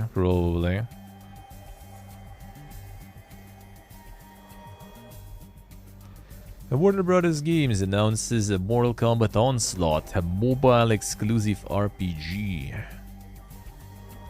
The game is described as a collection role-playing game where players build a roster of fighters from the Mortal Kombat universe. Oh, it's gotcha with Mortal Kombat stuff. and unleash them in massive real-time group battles. It's more than just battles though. Onslaught is also said to feature a cinematic story experience where fighters have to defeat a dark and dangerous threat. Damn son. I'm gonna have some gacha in there, I guess. You know, it's 30th anniversary of Mortal Kombat. They said they're not gonna announce anything new for Mortal Kombat. Well, they dropped this instead. Coming out sometime in 2023. So what's the RPG part though? So far I just see it's another gacha game or something. Especially with like massive real-time group battles. That seems kinda not very RPG to me. I guess we'll find out. Alright, this one we kind of went quite in depth, I guess, through the week, but still. Platinum Games response to Bayonetta 3 voice actor controversy. Let's go with the original first. For the past weekend, former Bayonetta voice actor Helena Taylor released a Twitter thread with videos explaining why she did not return to voice the titular character, saying she was only offered $4,000 to perform in the game, as we had last week. And then it, you know, kept going. Taylor was replaced by famed voice actor Jennifer Hale, best known for roles such as female Commander Shepard in the Mass Effect series and Hero Ash in the Overwatch franchise. Bayonetta developer Platinum Games told Game Informer in our cover story coverage this change happened due to various overlapping circumstances. Taylor was quiet on the issue, and many presumed this was due to non-disclosure agreements common in the video game industry. However, on October 15, she released multiple videos explaining that she was offered immoral compensation, whipping the internet and Bayonetta fandom into a flurry of anger toward Platinum. However, a new Bloomberg story, further corroborated by Video Games Chronicle, reveals new details that show there is more to this story and that Taylor's claims are reportedly untrue. 1 second, switch soundtrack, there we go. According to Bloomberg sources who have knowledge of these events and how they played out, Platinum was determined to rehire Taylor to voice Bayonetta. Studio offered her $3,000 to $4,000 per session to voice the character, with plans for at least 5 sessions consisting of 4 hours in the voice recording studio. VGC sources said it could have been as few as 4 sessions, though. Bloomberg also viewed documentation to further confirm these negotiations. One of VGC sources told the publication that this offer, which would have totaled around $15,000, was a significant increase compared to what she received for Bayonetta 2. In response to this, Taylor reportedly requested a 6-figure payment and residuals on the game. Platinum declined this counter offer, and after the two parties couldn't come to an agreement, began holding auditions for a new voice actor. Hale was given the role. Bloomberg reports that Platinum later offered Taylor a cameo in the game with payment for 1 session, but she turned it down. Taylor told Bloomberg in an email that this recounting of events was an absolute lie and that Platinum was trying to save their ass in the game. "I'd like to put this whole bloody franchise behind me, quite frankly, and get on with my life in the theater," she wrote in the email, according to Bloomberg. Neither Platinum nor Nintendo returned requests for comment from the publication. Taylor echoed the similar sentiments to VGC in private messages, according to the publication's story. And the update was... I mean, the statement is just like the corporate out speech as always, though. Nothing new there. Nothing new there. The 3 developer Platinum Games, the studio former Bayonetta voice actor Helena Taylor, accused of lowballing with immoral compensation, which has since been disputed, has responded to the ongoing voice acting controversy surrounding its game. The studio does not directly address any claims made by Taylor, instead opting to voice its support of a new Bayonetta voice actor and Taylor's replacement, Jennifer Hale. So, like, I'm not sure why Platinum is not... I guess maybe they're just gonna go to court or something, so that's why they are not really, like, posting any, like, kinda proper answer, I guess, with some, you know... with some receipts and screenshots, basically, you know. Well, they have actual receipts and everything, so kind of surprised they're not posting anything yet. But yeah, maybe it's gonna be some court, so that's why they don't do that. But yeah, it is kinda PP again situation, because it's still, you know, he said, she said kind of thing. But yeah, I'm kind of not sure. We don't know shit really, basically. Like if she lied about 4,000 for the whole thing, then I don't know why she did that, because necessarily not getting any gains from that, since, you know, she breaching NDA basically. So there's gonna be a big trouble for that, and it's not like it's gonna win her some more work, some more job offers or something, kind of other way around. She's breaching NDA, right? So like there might be some company that will decide to kind of virtue signal and get her on board now that she got like lowballed by someone else. So we're gonna get her and pay her like a lot of money just to show how good we are to all those people that got raised by that, to boycott the game and stuff. Did she ever sign the NDA? Yeah, she actually even said that she's breaching the NDA by that. And she even mentioned that there's like gonna be a spin-off game about Jean. So, you know, she's already breaching NDA full on, sorta. So yeah, she did sign the NDAs and everything. So like, if she is like going all the way, breaching all those NDAs and stuff, putting herself in that much risk just to kinda lie about it, that's kinda weird. So I don't see the point, unless she's like really that like desperate in a bad state, which according to video I guess she kinda is. So maybe she had like just enough with everything, and everything is so bad and shit that she just like went ham and decided to kinda like have some sort of revenge on Platinum, I guess, for not paying her six figures. The John, not the John, the Jean. The second witch from the first two games. She didn't really get that much spotlight in the second game, I think. I don't remember actually. First one though, first one, there was even some segments replay as her. The June Bayonetta, yeah. Don't get why people sign NDA. Well, because otherwise you're not gonna get any job. That's pretty much it. Simple as that. So yeah, we'll see about that one. The love, the drama. I don't think that's not exactly the drama, dude. That's like the highlight of a problem in the industry of a shitty voice actors pay. But also in the same time, it ended up kind of turning into something weird there.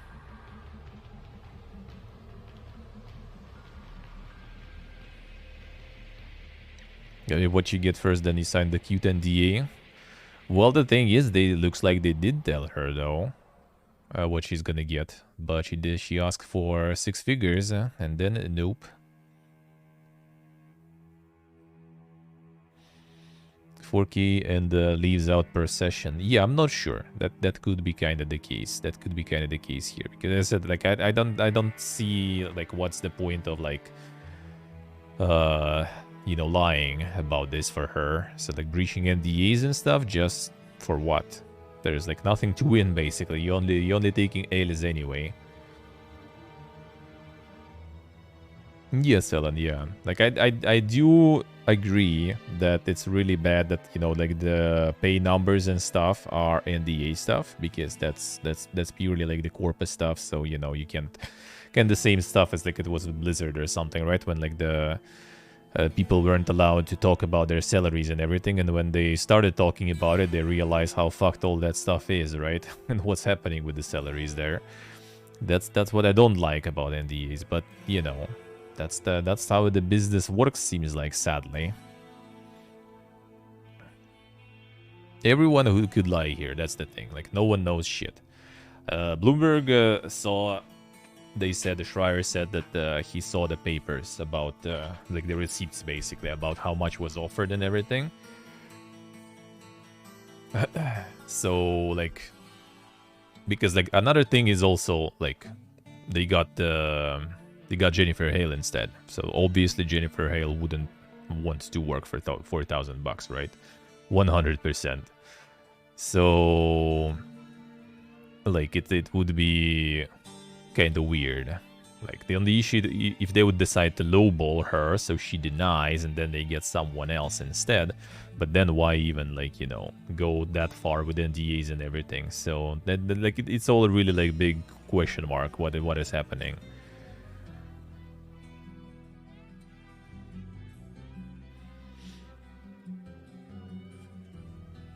Could easily lie, sue them if they would lie. Yeah, pretty sure, pretty sure. What is there to sue for? Wait, where? Wait, what to sue the company for example? What if she would say that they lowballing her and they would go like, no, we didn't lowball her, and she's like, I have papers there, and you lying right now, and it's like, you know, slander and stuff like this. And they can also sue her for breaching NDA and everything. And I think that's what they're gonna do. And that's why there's no statement from Platinum, because they're probably preparing like the court and stuff. I have a feeling.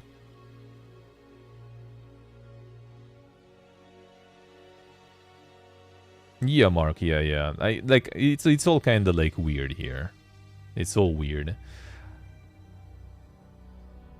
Like, if they actually tried to lowball, that is obviously like very shitty. But apparently, like, well, I mean, that's again he said, she said, right? Like, Bloomberg says they saw the proofs that it was offered. Yeah, the further confirmed the negotiations. So there are papers, there are receipts that say that it was 3,000-4,000 per session. And I mean, I don't know. I don't feel like English voice actor for Bayonetta would be for Platinum that important. Bayonetta is still kind of niche game. It didn't sell that crazy much. So like demanding 6 figures for a work on Bayonetta, and she's also like, that's not even like the full, like there will be like multiverse shit or something going on. So it's like it's not even the whole game voice acting, right? So like 20 hours, 5 sessions, 4 hours per session, basically 20 hours in total for like asking, you know, hundreds of thousands at least. That's a little, that feels like a little bit of an ego, let's put it that way. I feel like if it would be Chris Pratt again or something, then I could kind of maybe see that, but you know,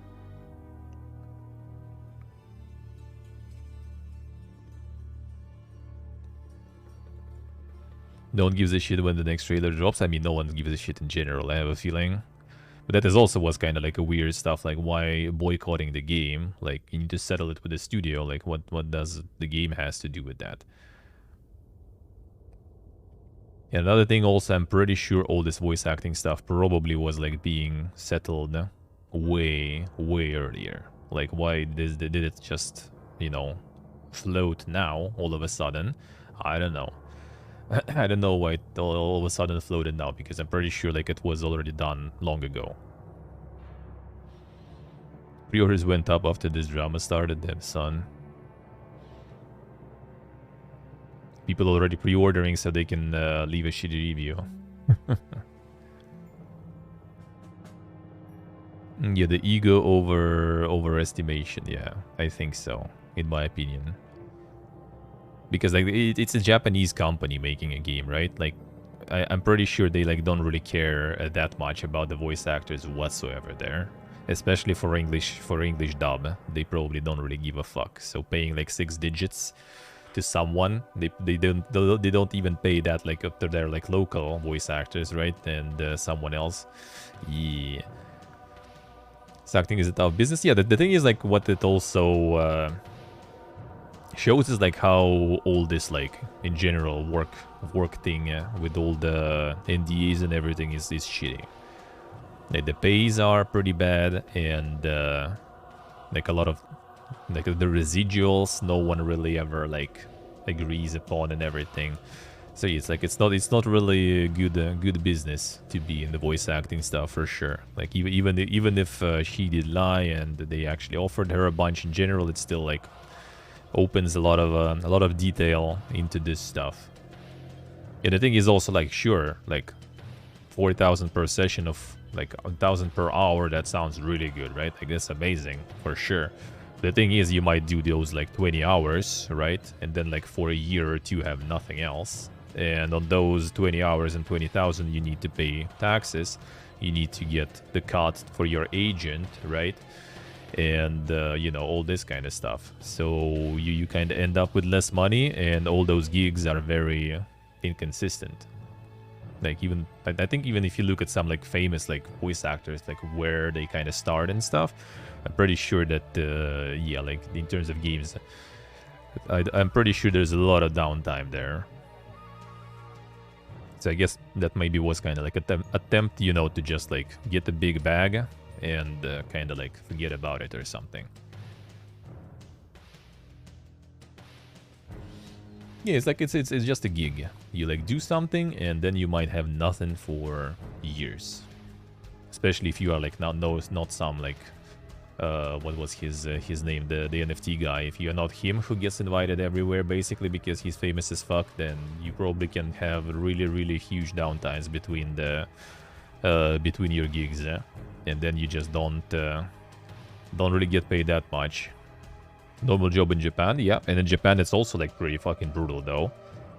They still get paid even the same amount or even worse, because I'm not sure how the union situation in Japan is. Because, for example, they both, Jennifer Hale and Helena Taylor, they both are members of the voice actor union. So they at least have some sort of minimal guaranteed amount and some sort of like, you know, rules to the recruitment.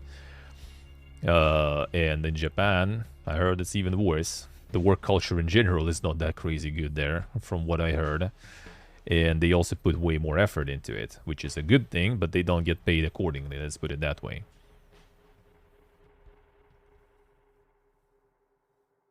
And just don't go through what the Japanese voice actors go through. I mean, yeah, they put way more effort into this. And some like huge stars probably get paid way more too. But there is also like, you know, it's always, you look at the huge stars and you forget about, you know, their average regular voice actor that like voiced some random like secondary character in the game, and how fucked they can be.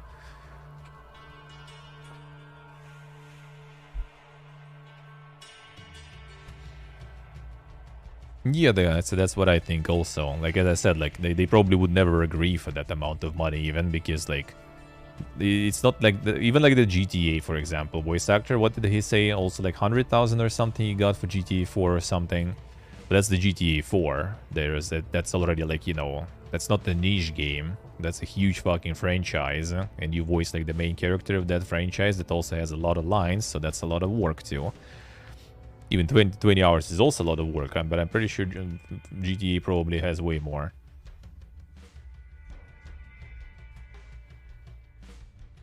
Let's see, so let's see.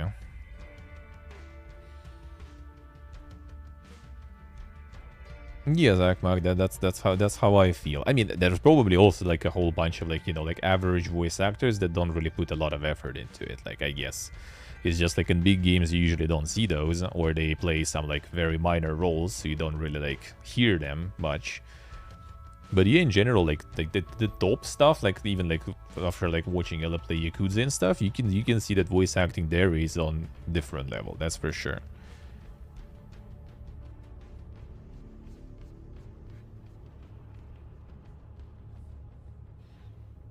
Yeah, the Haxer, yeah, pretty much. Pretty much.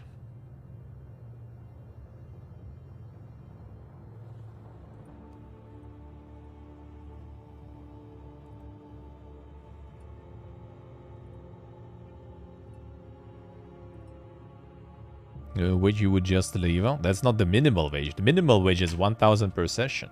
That's the voice actors union minimal guaranteed 1,000 per session, and that would actually be in line with her 4,000 claim, because it's 4 sessions for 1,000 each. That's the minimal. So she didn't get offered the minimal for voice actors.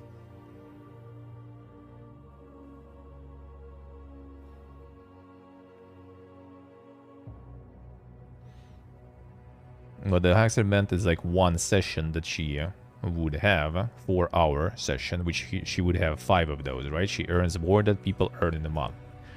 Which, I mean, as I said, it sounds good on paper, right? Like, oh, 1,000 per hour, but you don't do 40 hours a week that way. You don't earn 40,000 per week, right? You don't earn 160,000 per month, you know, and so on. That doesn't work that way.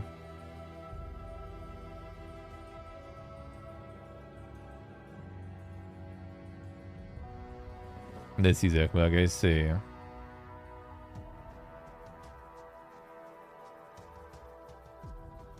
Yeah, that might be the case too. And that's I think also why like they said they improved her numbers from Bayonetta 2 also. So like, you know, I don't know. I feel like it could like it's either they try to lowball her to get rid of her and get someone else if she's right with what she says, right? Or it's just her getting a little bit too much ego and trying to ask for something huge. We will either never learn about it, or maybe we will learn from like the court case or something, because I think that's probably why Platinum doesn't really state anything much, just because they are like lawyering it up and gonna go to court probably. That's pretty much it.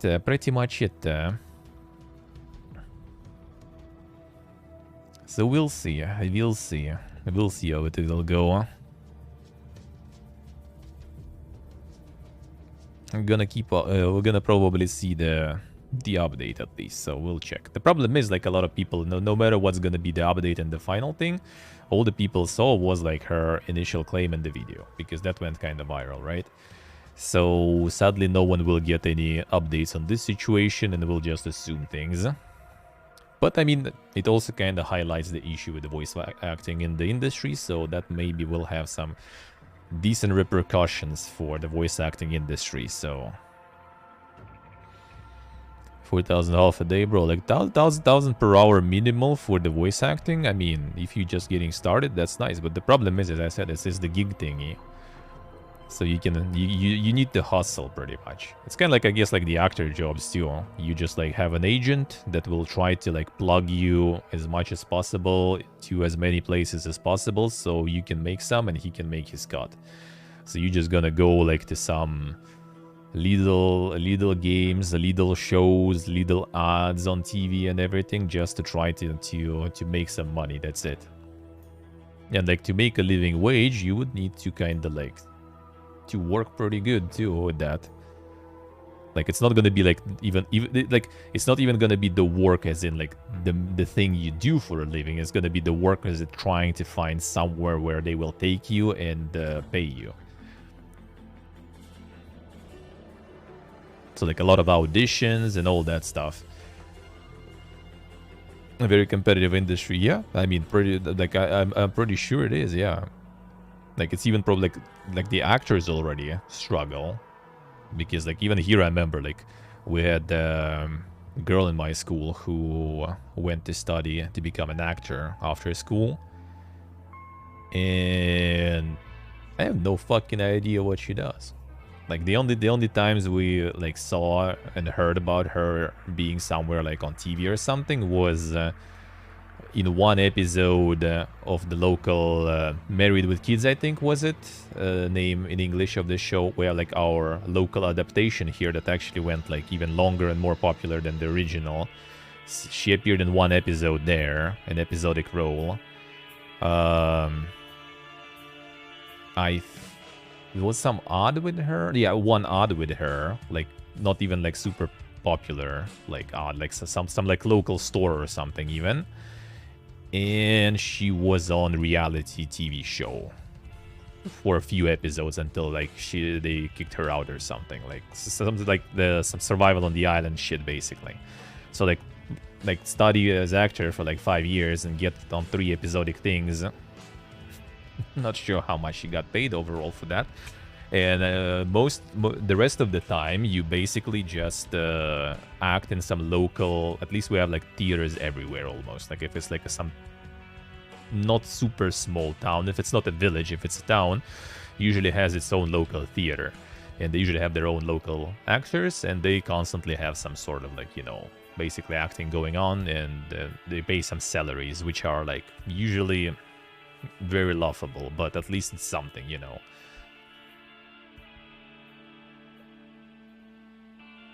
Sea soccer, right? Nice. L1D stuff, yeah, fuck yeah.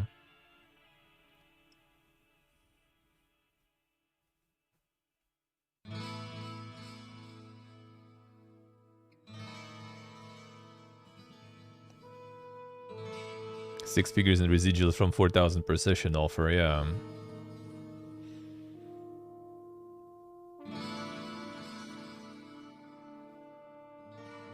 The residuals become a part of it for big game titles and companies.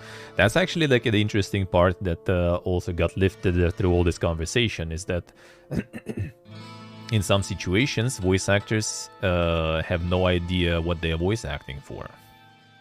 I guess that doesn't work for like franchises that are kind of long-standing, right? Because I mean, you need to know what kind of character you are voicing, right? And you know, well, that's like Kratos or something, right? Like, you can't hide that shit from me. But if it's like some franchise, like, well, like take like Final Fantasy, for example, right? Like, it's a huge franchise, but it has like every single establishment is its own story and stuff, right? So you can be like voice acting some anime dude, super like edgy and cheesy and stuff, and you voice act for that dude for very minuscule pay, because it's not disclosed to you. It's also now under NDA and everything. They record everything, and then you learn like, oh bro, I was voicing like the main character in Final Fantasy 16 all of a sudden, and I got paid like $10,000 for that. What a twist, dude. At least after that you can, you know, use it as your resume and stuff, but that probably would fucking blow, you know.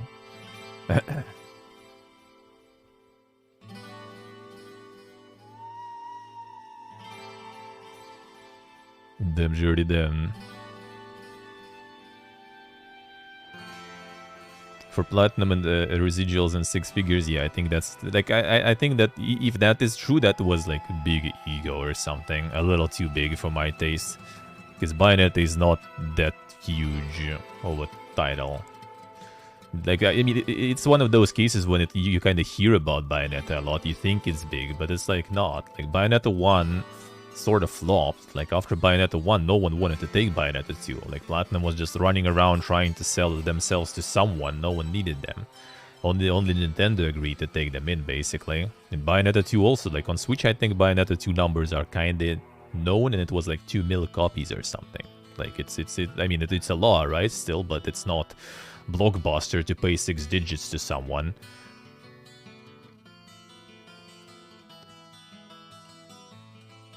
He's a randomizer, pretty much. I wouldn't really say like randomizer is kind of like an actor role sort of, but maybe even more competitive, because, you know, like, acting still like requires like, well, I mean, it might be wild take, right? But acting, in my opinion, like in person acting, full body acting, let's put it that way, it requires more than just voice acting, right? So there's more people with like good voice and good like emotional range just in voice than people who have good emotional range as a whole person, right? Oh shit, Panda, welcome back to the dungeon. Thank you, sir. Thank you, man. Thank you. Appreciate it. Thank you, man. Well, I mean, it wasn't Johnny Depp who said he haven't even watched a single Pirates of the Caribbean movie. He just acted in those, but he hasn't watched them ever. So, you know, it's not that uncommon as you think, I guess.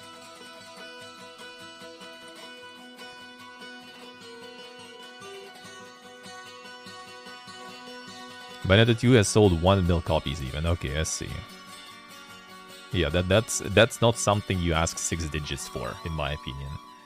I mean, you can, and Platinum also got like money from Tencent recently, right? They could technically afford some of that, but yeah, I think that's a bit too much. I think that's a bit too much. It's one of the cases as we were talking, right? Like when you're a plumber, you go to the poor house and you ask for 1 pay, and then you go to do the same stuff in the rich house, and you suddenly, how about I ask 10 times more? They can afford it, right? It's the same job, but why not? That's kind of weird. That's kind of weird. Alright, continue.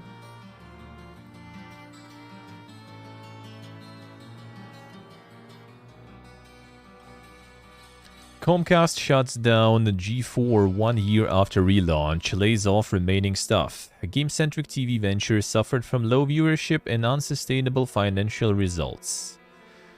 Yeah, they had like some big streamers on board too and everything. I don't know how the fuck. Before shutting down just 1 year after the game's focused broadcaster relaunched, Deadline obtained a memo from Dave Scott, chairman and CEO of G4 parent Comcast Spectator, informing employees that all G4 operations are being discontinued effective immediately. Again, this was a very difficult decision and certainly not what we hoped for, but attributed it to G4 struggling to meet expectations. Over the past several months, we worked hard to generate interest in G4, but viewership is low and the network has not achieved sustainable financial results, he wrote. I know this is disappointing news and I'm disappointed too. I want to thank you and everyone on the G4 team for the hard work and commitment to the network. Human Resources team is reaching out to you to provide you with support, discuss other opportunities that may be available, and answer any questions you may have. Deadline reports that the shutdown affect a few thousand employees and contract workers, with Comcast considering some for other roles elsewhere in the company. Multiple members of the G4 team expressed frustration via Twitter, both regarding the layoffs and the fact they learned this either via a Deadline report or associated tweets. People at G4 are absolutely incredible and deserve the best, wrote associate creative producer Louis Dorman. Way more than what we were served. Truly an honor to work with everyone there. Before Ryder Case Blackfall, them just learned the news news can fire you when your company forgets to. News of the shutdown follows layoffs last month, where up to 30 members of staff were let go. At the time, one source said that could not imagine the company continue to produce our slate of content without the people we lost. Earlier this year, G4 President Russell Arons has also departed. G4 TV originally launched in 2002 and ran until 2014, shut down as online video content became more popular. It was relaunched in November 2021 with a mix of cable TV programming and live streams via Twitch. I guess the Twitch live streams were popular and the cable TV not really. According to Deadline, G4 had a multi-year agreement with Twitch, as well as pay TV distributors Verizon, Cox, Xfinity, and Philo. Yeah, I think only like Twitch stuff was successful, I guess. Old brand the current boomers used to watch and marketed for Zoomers, I guess. We'll see. What's gonna happen with all the peeps now, but yeah, I don't know, like the traditional TV and stuff with like the gaming channels.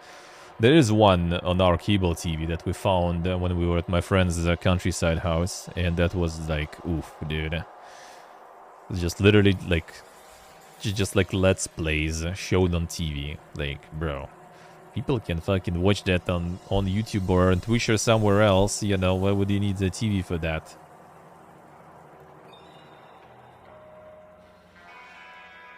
Alright, more trailers. Resident Evil 4's remake looks stunning in a new story trailer. Let's see. Let's see. How stunning it actually looks then.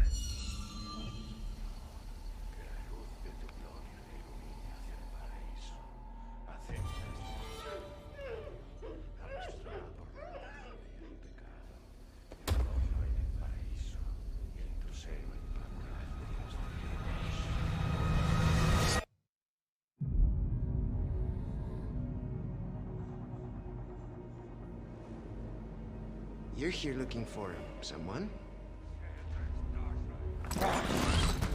Maybe. Some missing señorita? Ashley, where are you?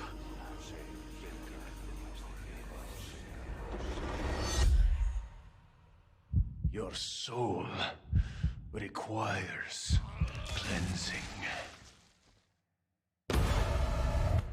Ashley Graham, are you in here? Just let me go. Listen. I'm hearing the president's orders and... What is that? What do we do? The lost lambs are escaping. We need to go! I'm gonna get you home safe. You can stop right there.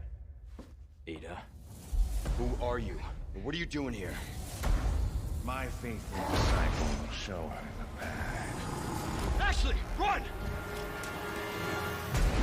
The entire world shall overflow with his grace. What's happening to me? Now, abandon your body. Leave the girl. She's lost no matter what. Now that he has chosen death. Oh, you Euphorian. kidding me? Reminds me of some actress or something.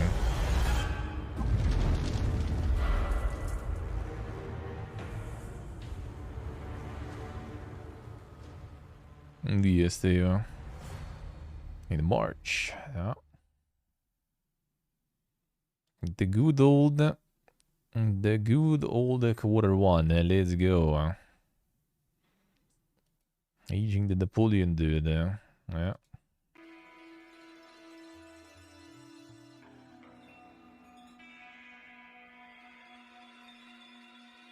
Here we go.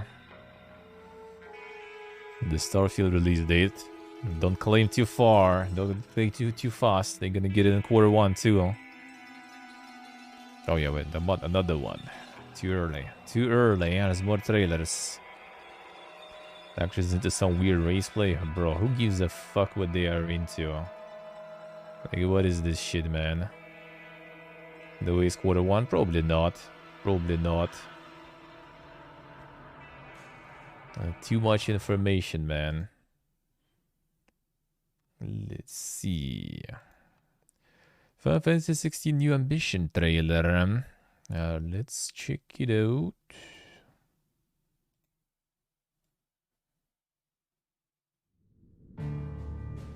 This is the Wait a Dang trailer that has like a whole bunch of stuff in there, as always. 1500 years since the fall of our forebears. And Valisthea has been slowly dying.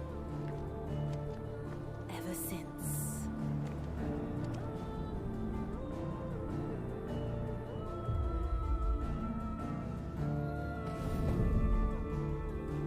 Almost further now. Creative Business Unit 3, huh? That's my favorite company, dude.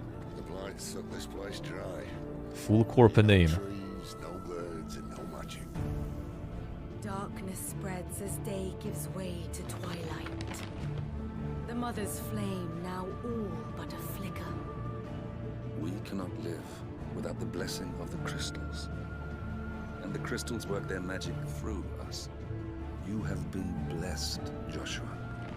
But who shall claim their fading light? The Grand Duchy of Rosaria, bastion of tradition. At the very least, we must secure Drake's breath. The Holy Empire of San Brek, where ambition is divine. The Imperial banner shall fly over every city in Storm. All shall bow before their emperor. The Dalmekian Republic, whose fortunes shift with the desert sands. And what of our wise rulers? Goaded into war without any thought as to what chaos it might reap. The Iron Kingdom, forged in faith and fear. Their souls were sullied with the stain of ether. I merely cleansed them of their corruption. Or the Kingdom of Waloed, indomitable in its isolation. The dark swallows more of the realm with each passing day. And as the fringes fade, the people flock to the mother crystals. That already kind of feels like some sort of Final Fantasy 14 expansion. In the year 860, the Imperial army will march upon Rosaria. And from the slaughter shall a new shadow rise.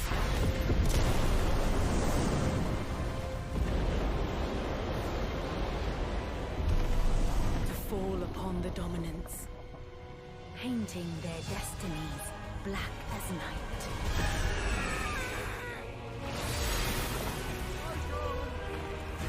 Our ability to summon beasts of great might should command respect. but instead has left us outcasts.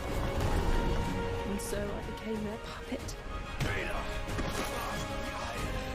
What makes them think they have the right to use us? To leave us to die when our bodies are spent? I'll crush him! Flame!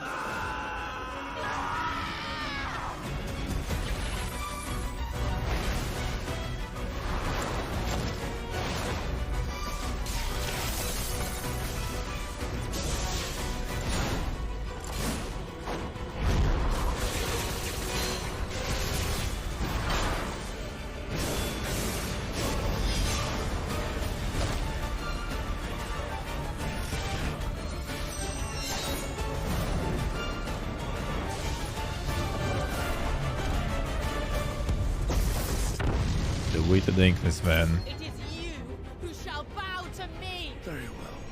Come then. Show us the strength of your will.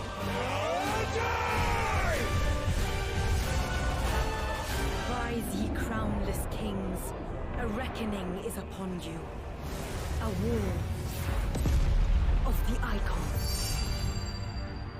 The epicness overload, man. Might be interesting. The gameplay is good, why not? Summer, all of a sudden, alright. Well, that's at least the period when we're probably gonna have some time. Yeah, no. That's how it usually goes, huh? We'll see, we'll see. That's at least some, you know, unconventional release date. Release time. The chaos, yeah. I mean, looks like I don't know, like Final Fantasy 14 could be easily get like the expansion like this. I wouldn't see the difference, except for the graphics, I guess. Yeah, 100%. I guess the Yoshi P is working, doing work.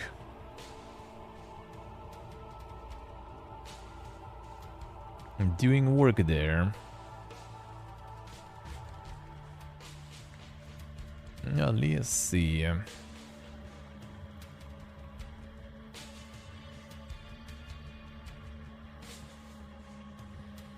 Yeah, I mean that's kind of in general. I feel like the Final Fantasy, you know, tick, but now they go even more ham with that.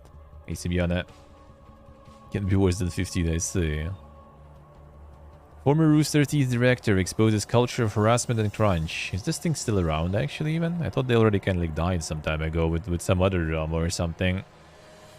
Gideon Jensen also alleges she was unpaid for over 10 months, then paid less than co-workers and industry standards.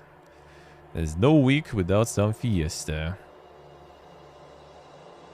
In a tweet longer post, Jensen, who mainly worked on Achievement Hunter, spoke out about her working conditions during the 9 years she spent at the production company. Started in 2013 as a contractor and left in 2022. Jensen alleged that her work as a contractor was unpaid for over 10 months, from February to November 2013. When she brought it up as she was being hired permanently, she was reportedly told, "It's been so long already, it's not really a big deal, is it?" Yeah, you know. February to November? I mean, bro. Twitch doesn't pay me that shit exactly the same amount, and I'm pretty sure it's not a big deal for them either. Later in her career, she was also not paid for voiceover work she did for the company's animated shows, such as RWBY. Also reported that she was encouraged to crunch, that she wasn't credited for the work she did, and was paid less than her co-workers, below industry standards. Till 2020, Jensen said she was paid $40,000 per year as a producer and director. In 2019, she was affected by Rooster Teeth's layoffs and was given a choice between redundancy or moving from Austin, Texas to Los Angeles, California on that same $40,000 salary. She was due to move to LA in March 2020, but the pandemic forced the company to revert back. Her position was saved as a result, and she didn't have to move to LA. My first years there, I would arrive at work around 7 AM, 2 hours before everyone else, to begin editing videos, and would often have to stay until 9 PM to get as much work done as possible. This was actively encouraged so we could have a backlog of content, but I was always given rush orders to edit more important videos to go out either the same day or next day. That's when the crunch began for me, and it did not end. And said she was also harassed by her acting manager, and when she reported it to HR, was asked to confront her manager in a one-to-one meeting. Manager said, "Oh, I'm sorry." "Oh shit, I'm sorry." And that was it, she said. And the way I was treated did not change at all and actively became worse. I then went to one of the founding fathers of the company to express my concerns and was told that I was too nice to work at Rooster Teeth and that I should just quit and find somewhere else to work. I was horrified. Jensen said she was also called a slur for years by her co-worker despite reporting it to HR repeatedly. A modified version of the slur was even used in videos she took part in, some of which are still online to this day. Following the publication of Jensen's posts, Rooster Teeth former creative director Given Free posted a message on Twitter saying he stopped taking full responsibility for his past behavior at the company. Absolutely shocked by what I used to think could pass as comedy or just joking around. Before he bravely came out the trans woman and transitioned, I did use that horrifically offensive nickname. Didn't matter that I was under the impression that we were all in on a joke. It was hurtful and wrong. Teeth co-founder Geoff Ramsey also posted a long message on Twitter saying, "The long and short of it is that I fucking sucked. I was a shitty self-loathing poor excuse for a comedian who only knew how to express myself by externalizing that feeling under the guise of edgy comedy." see. Rooster Teeth published an official statement in its Twitter account sharing its dedication to change, classic, and detailing actions it's taken over the past couple of years to improve its culture. It included working with a DEI consultant, completing a pay parity review, and hiring a management firm specializing in cultural growth and workplace change. But do you really need consultant and a special organization just to not be a piece of shit? Is it that hard that you need all that? Bro. A decision to change has included the valuable input of many team members across the company, then being one, and we are grateful for their collaboration, a statement read, adding later on, openness and transparency are critical to our growth and dedication to doing better. Back in 2020, Rooster Teeth members Ryan Haywood and Adam Kovic were dismissed. Yeah, this I remember. From the video production company after explicit photos they reportedly sent to fans leaked online. Damn, son. Allegations later surfaced against Ryan Haywood, a former Achievement Hunter host who was described as predatory, allegedly taking advantage of a power imbalance to solicit sexual favors from young women. Ugh, man. Why is it always the collection of pipigas, dude? Why? Why? See, course, what I see. Hello, by the way.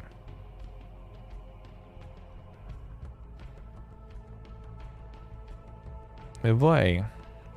Why? I don't think it's some a localized problem, Bjorn. I think it happens in many places too. Yes, look, seems like it. Yeah, I think all this consultants, companies is just it's not to stop being an asshole, it's just to cover up for being an asshole. That's pretty much it. It's the sexual heroes turning back, yeah. Sounds like it. Meta's flagship metaverse Horizon Worlds is struggling to attract and retain users. Internal documents reportedly show project is falling short of company expectations with less than half the targeted monthly active users.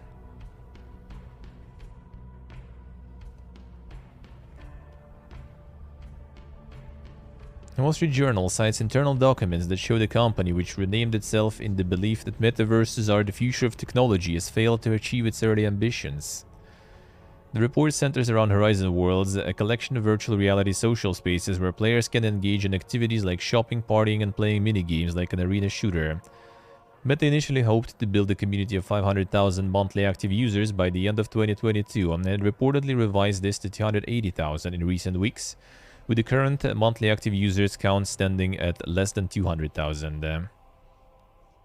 Meta's social media platforms, including Facebook, Instagram, and WhatsApp, have a combined monthly active users of 3.5 billion people, almost half of the global population. This is ridiculous, dude. According to WSJ, Horizon Worlds has less than half the monthly active users needed to populate South Dakota city of Sioux Falls, and the overall user base has been declining since spring. It's also reported that most Horizon users do not return after the first month, and that most of its worlds are mostly barren of users.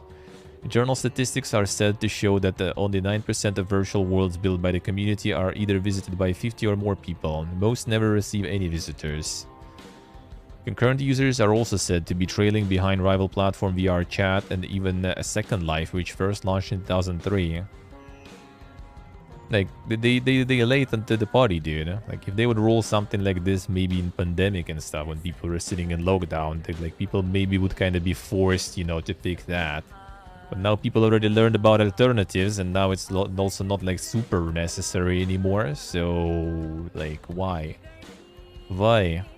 No one needs that shit, dude, anymore. And even VR Chat has, like, quite, you know, niche audience, I guess. Let's put it that way. Like, it's not as huge, yeah? The memo last month from Meta's Metaverse Vice President Vishal Shah suggests that the company's own employees aren't using the product enough. Simple truth is we don't love it. How can we expect our users to love it, he wrote. Oh man, that's actually, like, you know, not a bad Vice President then. I thought he will write, like, that everyone is mandatory to play that shit. All of this means that Horizon Worlds' performance is falling short of internal expectations. The application was quietly put on a lockdown in September, meaning there will be no new features until the current user experience is improved. At present, Horizon Worlds is limited to virtual reality headsets, such as Meta Quest, which already limits the audience. Oh yeah, for sure. Earlier this month, the company announced the new Meta Quest Pro, but its price tag of $1,500 makes it unlikely to become a mainstream product. Yep. Internal documents reportedly show that Quest retention rates are also struggling, with the overall decline in the past 3 years. Over 50% of Quest headsets are no longer used 6 months after they are purchased.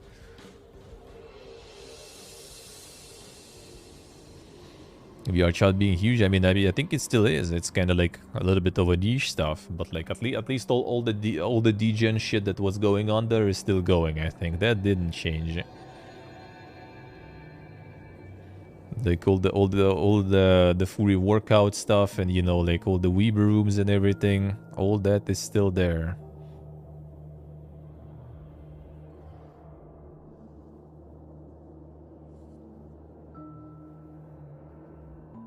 Sustain since the modding is dead. Yeah, I mean, I think, like, since there is not a lot of alternative, I think it might be fine.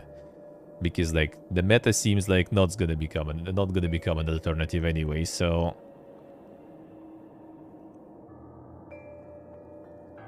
The previously said it plans to create a web version for mobile and computers, which was due to launch by the end of this year. When asked for an update, the Meta spokesperson told WSJ there were no launch dates to share at this time. Spokesperson added Meta's metaverse efforts are a multi-year project and were always intended to be, and they went on to say it's easy for people to be cynical about the metaverse, but Meta maintains it continues to believe this is the future of computing. I mean, it kinda might be, but what I've seen from them feels like past of computing, though, to be honest.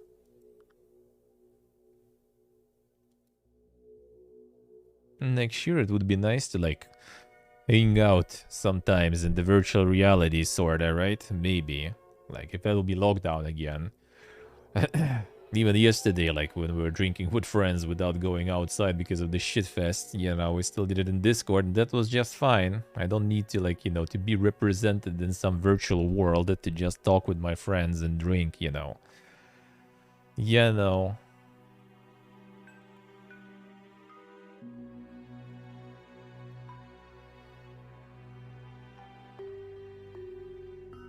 Riot Games acquires Wargaming Sydney studio, and the game developer rebrands to Riot Sydney, while a Molly Mason Bull will oversee its operations. Damn, the Wargaming is going, man.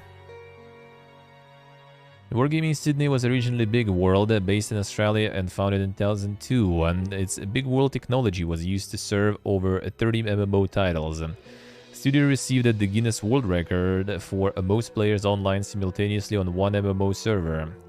The studio was purchased by Wargaming in 2012 for $45 million. The announcement also said that studio will be rebranded as Riot Sydney and it will go on to help develop Riot titles such as League of Legends and Valorant. Dude, if they're like MMO specialists, why not, you know, work on the Riot MMO then, dude? Wargaming Sydney's publishing team will remain under the Wargaming label, and the entirety of the development workforce will become a part of Riot Sydney. The main symbol, Riot's head of development studios, will oversee the newly renamed developer. Really excited to bring these talented developers and teams to Riot. The writers that have had the opportunity to work with members of the Sydney team are confident not only in the tech they've built over the years, but more importantly in the people who build it. Wargaming will still own and develop the big world server technology. Oh, okay, so they don't even like, they didn't really sell the engine stuff. Alright. I'll see.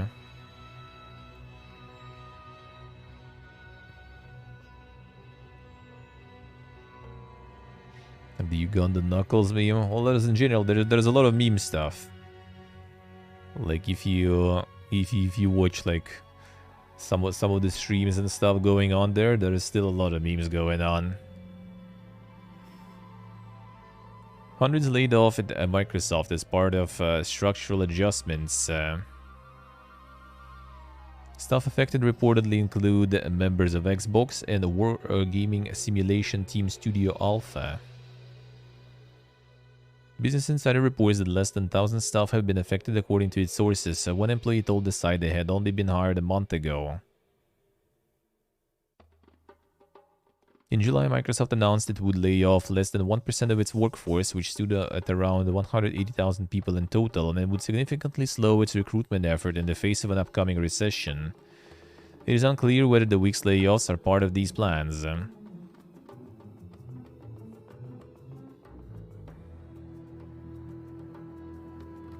C0, those nice. In VR chat, I see.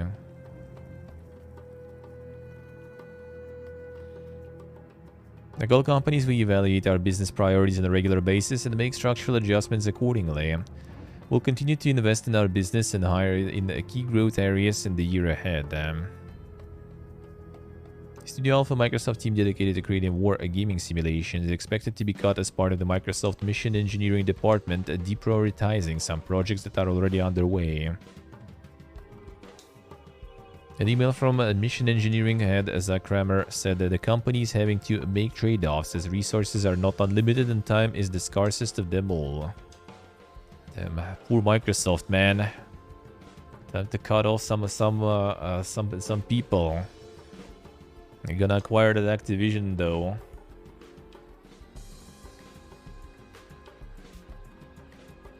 Alright, this and this.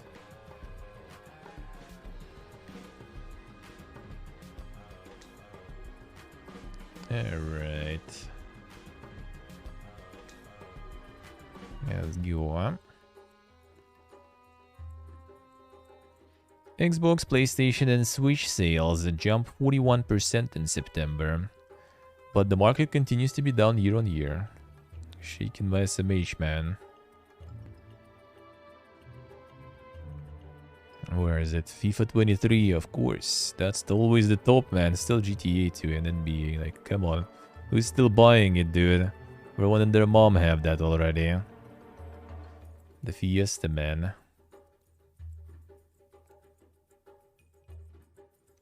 Netflix opening a 5th studio and seriously exploring cloud gaming. Streamers Gaming VP Mike Verdu says the company has 55 titles in the works. Damn, son. Did the breach Oxenfree, alright. Netflix opening a 5th internal studio led by former Overwatch executive producer Chuck Sony. Streaming firm is seriously exploring a cloud gaming offering, but not as a console replacement. Netflix has 55 titles in the works and wants 50% to be based on its own IP. Oh man, don't give us some Netflix exclusives in gaming though, please. Please. Blizzard Albany Q&A getting their own union vote. NLRB rules against Activision Blizzard's attempt to have entire studio involved in election. Activision Blizzard had argued that the unionization vote should be put to the entire studio instead of just the Q&A team's 21 members in a move that would have seemingly reduced the chances of a vote in favor of organization.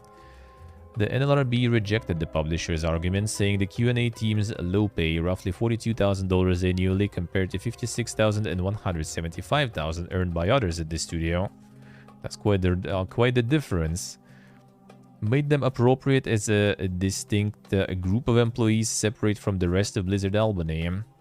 Activision Blizzard similarly attempted to have a Q&A team unionization vote at its Raven software expanded to include the entire studio. That bid was likewise unsuccessful, and the Raven Q&A team voted to form a union earlier this year. While we respect the NLRB process, we strongly disagree that a decision that could significantly impact the future of the entire Albany-based Diablo team should be made by just a handful of employees, and Activision Blizzard's Rich George told the Post.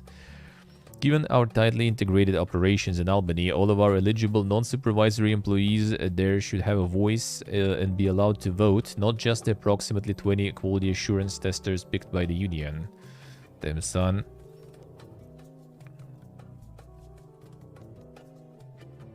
Low-hanging fruit of software companies, yeah, and that's why they also get abused by the companies quite a lot in terms of pay and everything, and that's why they want to unionize. That's why they want to unionize. Well, Activision Blizzard may have a reason a studio-wide vote would have gone against the QA team. The unionization effort is not without supporters in the rest of the studio. One non-QA employee told the Post, "Our QA testers are some of the most talented and skilled people working in our company, and they are critically undervalued by corporate. I think that all games workers need a union, but QA is in especially dire need." Ballots for the unionization vote will go out to QA team later this month, with the results being tallied on November 18th. More unionization, man. That is always good to hear, though. That is always good to hear. CMA calls on the public for its views on Microsoft's acquisition of Activision Blizzard. UK regulator said that open comments can also be provided for its eventual provisional findings. Oh, yeah, I wonder what kind of comments will there be. At this point, we invite anyone, including members of the public, to share their views with us. Oh, the public will share, that's for sure. During the analysis of the evidence phase of the investigation, the CMA will proceed with obtaining and reviewing evidence of the merger. Eventually, it will hold hearings with Microsoft and Activision Blizzard about its findings. If we think the merger could have a negative impact on competition, we also start thinking about potential solutions to those concerns. The CMA will then publish provisional findings after it has a good understanding of the business of the organizations involved with the acquisition. At that juncture, anyone, including the public, can reply to the provisional decision of the merger. Afterwards, the final decision on the acquisition will follow. Damn, son. Time to sim for the favorite company, yeah. To acquire another company. Let's go.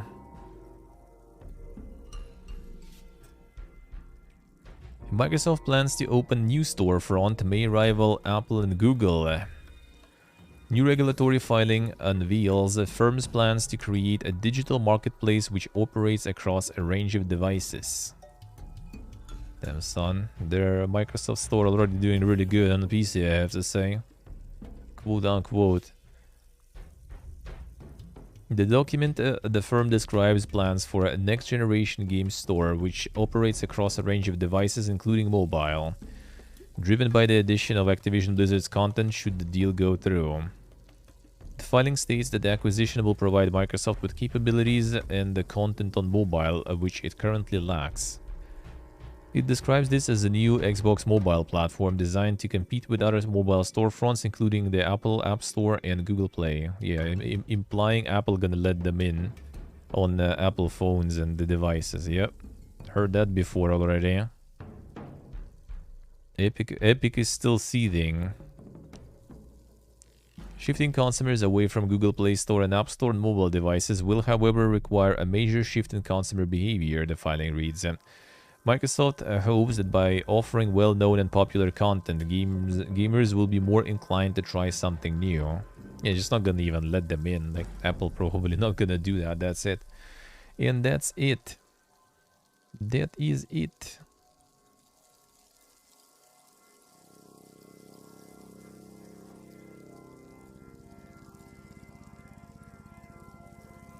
US spending down 4% despite FIFA 23, NBA 23, Splatoon 3 launches. Well, I don't think FIFA is that popular there really though. Hardware was the only segment that saw growth driven by the PlayStation 5. Yeah, looks like supply appeared and everyone started buying. September 2022, total spending 4.07 billion, down 4% year on year. Software 3.4 billion, down 7%. Hardware 490 million, up 19%. Year to date, total spending down 8%, software down 9%, hardware down 1%. Man, gaming is dying, dude. Gaming is dying. No, actually, FIFA in US. Holy shit, alright. It moved Madden actually, and NBA. What the fuck? The footy, the actual football is defeating the hand egg. Damn son, that's the new one. That's a new one. Splatoon, Last of Us, Saints Row. Still Elden Ring going am there. Minecraft, Call of Duty. I see. JoJo all of a sudden too. What a twist. What a twist. Yeah, the sudden FIFA there. The hell by JoJo. Yeah, well, apparently people do. Seems like that happens. Alright. That's the Discord updates. That's an interesting one there. So they will have a way for admins to browse a database of apps natively through an all-new app directory and add them to their servers. Activities, a new feature that brings fun group experiences like playing games and watching videos in the voice channels. That sounds like a cool thingy though. That's probably like the best one from that. Resources for developers including premium app subscriptions to enable them to earn money, and our first ever ecosystem fund for developers, startups and partners to bring their creativity to Discord. A new entry-level tier of our subscription plan, Nitro Basic, priced at $3 per month. That's pretty good, eh? Try the activities already? No, it's still not as good as the separate as third-party things. Well, I mean, maybe they will improve on that now that they added it. But yeah, that sounds kind of like an interesting feature. That's what people do basically most of the time, so you know. Why not? Alright, now there was... yeah, that's like the reasons why the games are more expensive now. From some of the experts, you know. Expectations and requirements for games, legal requirements for games increased. Those expectations requirements increase, so does the complexity of the systems that support achieving them. Increased visual fidelity, 8K plus asset creation, ultra-wide RTX. Improved online experiences, dedicated servers, online security, building for more platforms, additional builds infrastructure, game security. Better support of games ecosystem, crossplay, cross-progression, faster cadence of updates, balance changes, hot fixes, new laws, regulations which challenge all the time across various countries, privacy, acceptable content, etc. New tools need to be made to support all this additional work. New processes need to be created to ensure these intricate new additions are executed on properly. More people are needed to support this additional complexity across content creation tools and processes.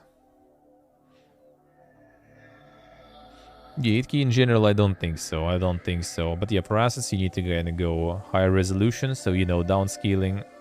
Downscaling is better than upscaling, you know.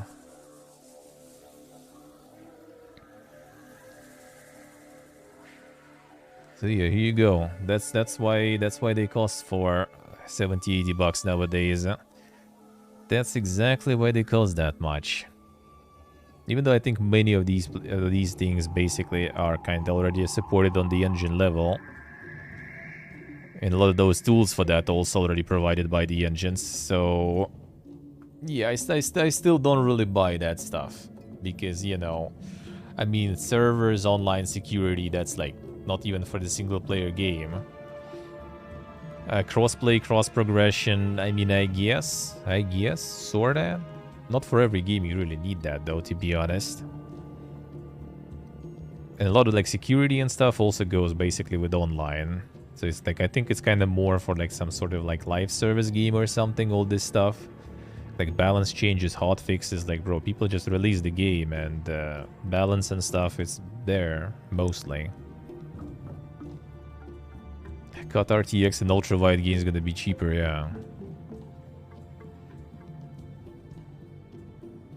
And it's not like it was different back in the day, in my opinion. I don't think so, because like online experiences already were a thing, security was also a thing before. It's just kind of like the security, you know, it develops itself together with everything else. So like nothing really, like overall everything was the thing before already. If anything, I think nowadays there's more tools that help you to kind of like automate that stuff, like outsource that stuff, for example, and stuff like this, you know. Like obviously the development kind of price increasing and stuff, but I think quite often it's offset by also tools and everything improving. And yeah, I think it's just quite often a lot of like unnecessary bloating of all the development. Yeah, meanwhile indie studios just making their hits. Well, like sure, they don't have crossplay, cross progression, most likely, most of the time, right? Sure. They still do hotfixes and patches for the indie games and stuff, absolutely. Privacy and acceptable content, they still need to do it anyway, right? Like, I mean, there are probably some indie games that can go, like, play on the edge with some content and stuff and shit, sure. But they still kind of abide to the same rules. Privacy breaches, if anything, I hear more about privacy breaches in huge companies rather than indie companies, right? So it's supposedly those companies that already invest a fuckload in all this privacy stuff. Like infrastructure, security and stuff, I mean, kind of the same, really. Pretty much the same. More platforms, I mean, a lot of indie games nowadays are on all platforms as the AAA games, right? And that's also not even that crazy complicated. Like very small ones nowadays get to all platforms. Like maybe like they don't get to like some that are expensive to get to, but they still get to a bunch. Like dedicated servers and stuff, that's only in online games really, so that's not always even going there. And yeah, like ultra wide, I think like decent amount of indie games can support that. It's not like that crazy. 8K plus asset creation. I mean, I might be actually kind of wrong here, right? But I think the creation of assets in any resolution is not even like that different, right? Probably. As in, like, you know, if you're making like a model, sure, it's like a higher resolution model, but the process of making it doesn't really change. Right? It's just like you basically work in different resolution, but it's still the same work, sorta. I might be wrong though. I might be wrong with that though. So it's like it's a bit different, I guess, but it's not, you know, radically like way more complicated. That asset creation and stuff, like the higher resolutions. So yeah, an RTX. I mean, I think all those RTX DLSS and stuff, you basically kind of like, I mean, you still need to integrate those modules into the game, but that's modules, they already exist, kind of, right? Like, it's not like you need to develop RTX from zero, from scratch. So, yeah, I'm kind of still... More people needed to support that stuff. Yeah, look at the indie games. Like, I think it's a lot of this is kind of like self-fulfilling prophecy in a way. So, you know, everything's becoming more complicated. We need to get more people, and that kind of in turn makes things more complicated because there's a lot of people now, and that increases the prices of everything also.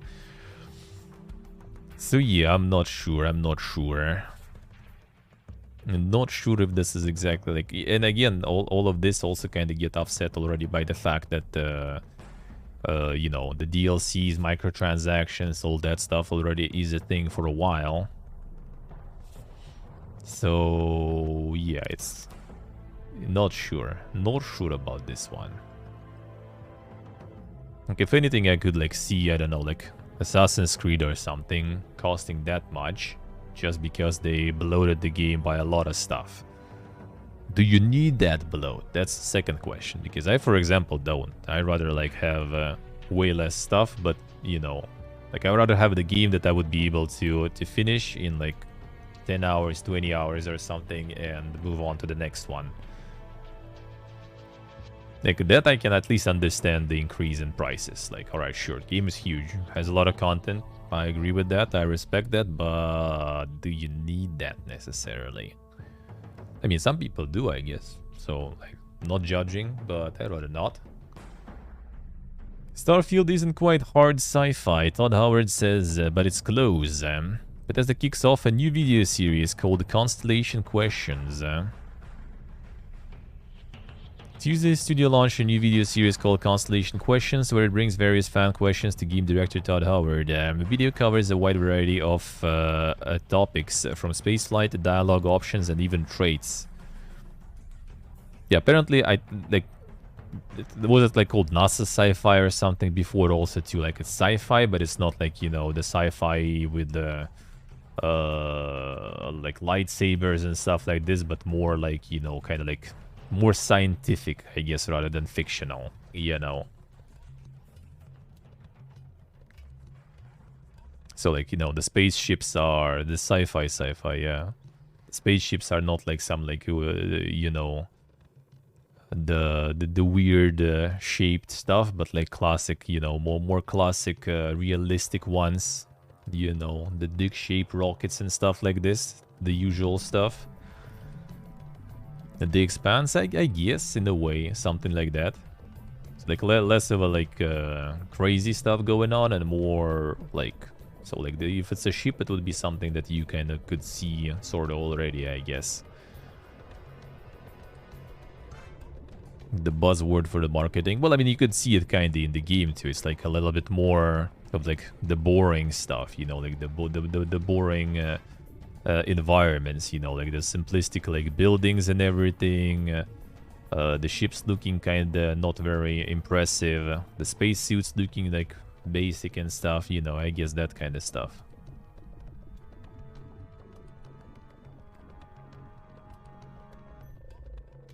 The bending the time for that, I see. Howard addresses the inspiration for Starfield then. Recall the two games that had a particular influence, Sundog for the Apple II and Atari ST, and Traveler, a pen and paper RPG. This led to fans wondering whether Starfield is hard sci-fi, meaning more rooted in actual science or not. Howard said that Starfield is hard sci-fi in his opinion, but that mileage will vary on what fans might think. However, Howard was clear that this is still a video game about having fun, so the team did pull back on some of the potential frustrations that a more realistic sci-fi setting would bring. For example, the player could originally run out of fuel in space, leaving them floating. That has since been removed, and players' fuel and grav drive type instead limit how far players can go at once. Unrealistic, yes, but certainly less frustrating for fans. Howard then addressed the game's various traits, which offer both a positive effect and a negative trade-off. Here are some of the example traits that appeared in the video. Dream home, own customizable house on a peaceful planet, but must pay 50k credit mortgage each week. Extrovert, use less oxygen if you have a companion, but more if you're alone. That's very hard sci-fi, dude. If I'm with someone, I use less oxygen always. Absolutely, bro. 3-star collective settler, gain special dialogue options and better rewards from certain factions, but higher crime bounties with others. Hero worshipped, a random fan of yours will show up to bother you frequently, but will bring gifts. Introvert, more endurance while alone, less when you have companions. Kids stuff, you can visit your parents at their home, but 10% of your money will automatically go to them. The fuck is that, dude? Neon Street Rat. Gain access to special dialogue options and better rewards on Neon. Crime bounties with other factions are increased. Raised Enlightened. Gain access to a chest full of items in the House of Enlightened, but lose access to another chest. Raised Universal. Gain access to a chest full of items in the Sanctum Universum, but lose access to another chest. Crucially, players can remove these traits to get rid of their negative and positive effects by completing a quest or activity. Players who make a poor choice early on won't need to restart the game just to reroll their character's traits. Finally, Howard talked a bit about the dialogue system. Without getting too deep into it, there is now a point-based persuasion system where players can spend points to get a better outcome. In this section, Howard also revealed that the game currently has over 250,000 lines of dialogue to go along with its 1,000 planets. With the points. Spend points to get a better outcome. How do you earn points, though? Or I guess you have like some fixed amount of points based on like your skill or something, and then you can spend them during the dialogue somehow. Okay.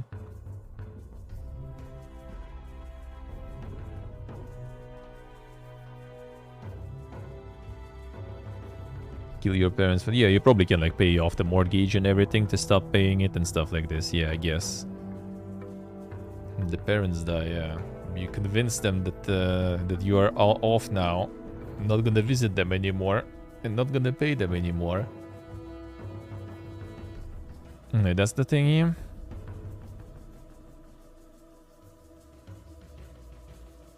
Turns 3. That's the points. Plus 5. Okay, so if you're gonna go over some amount of points, or how does that look?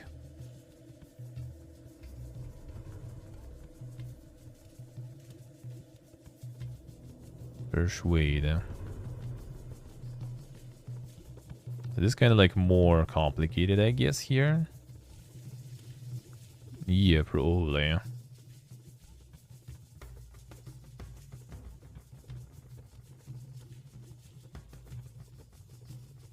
Or maybe you kind of need to stay at low points. Yeah, I guess that didn't really show anything yet. We'll see. You don't see like the points you have or something. So you don't like spend points, you kind of earn points, and then I guess that kind of defines the how hard or easy in total it's gonna be to use it or something. We'll see.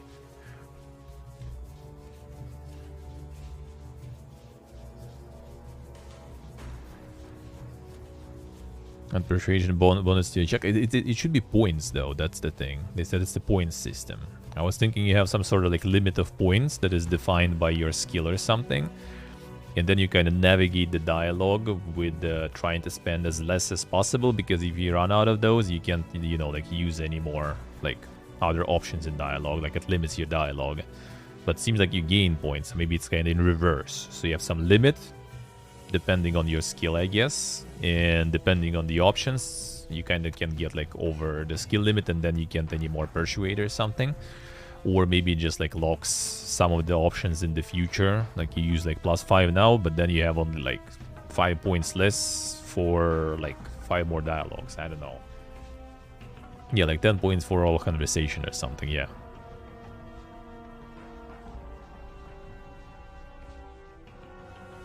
Not sure though, not sure. I guess that's kind of like the intimidation stuff here though, because yeah, you kind of go with want to try your luck, so this one is already like high difficulty stuff, it should be. We'll see.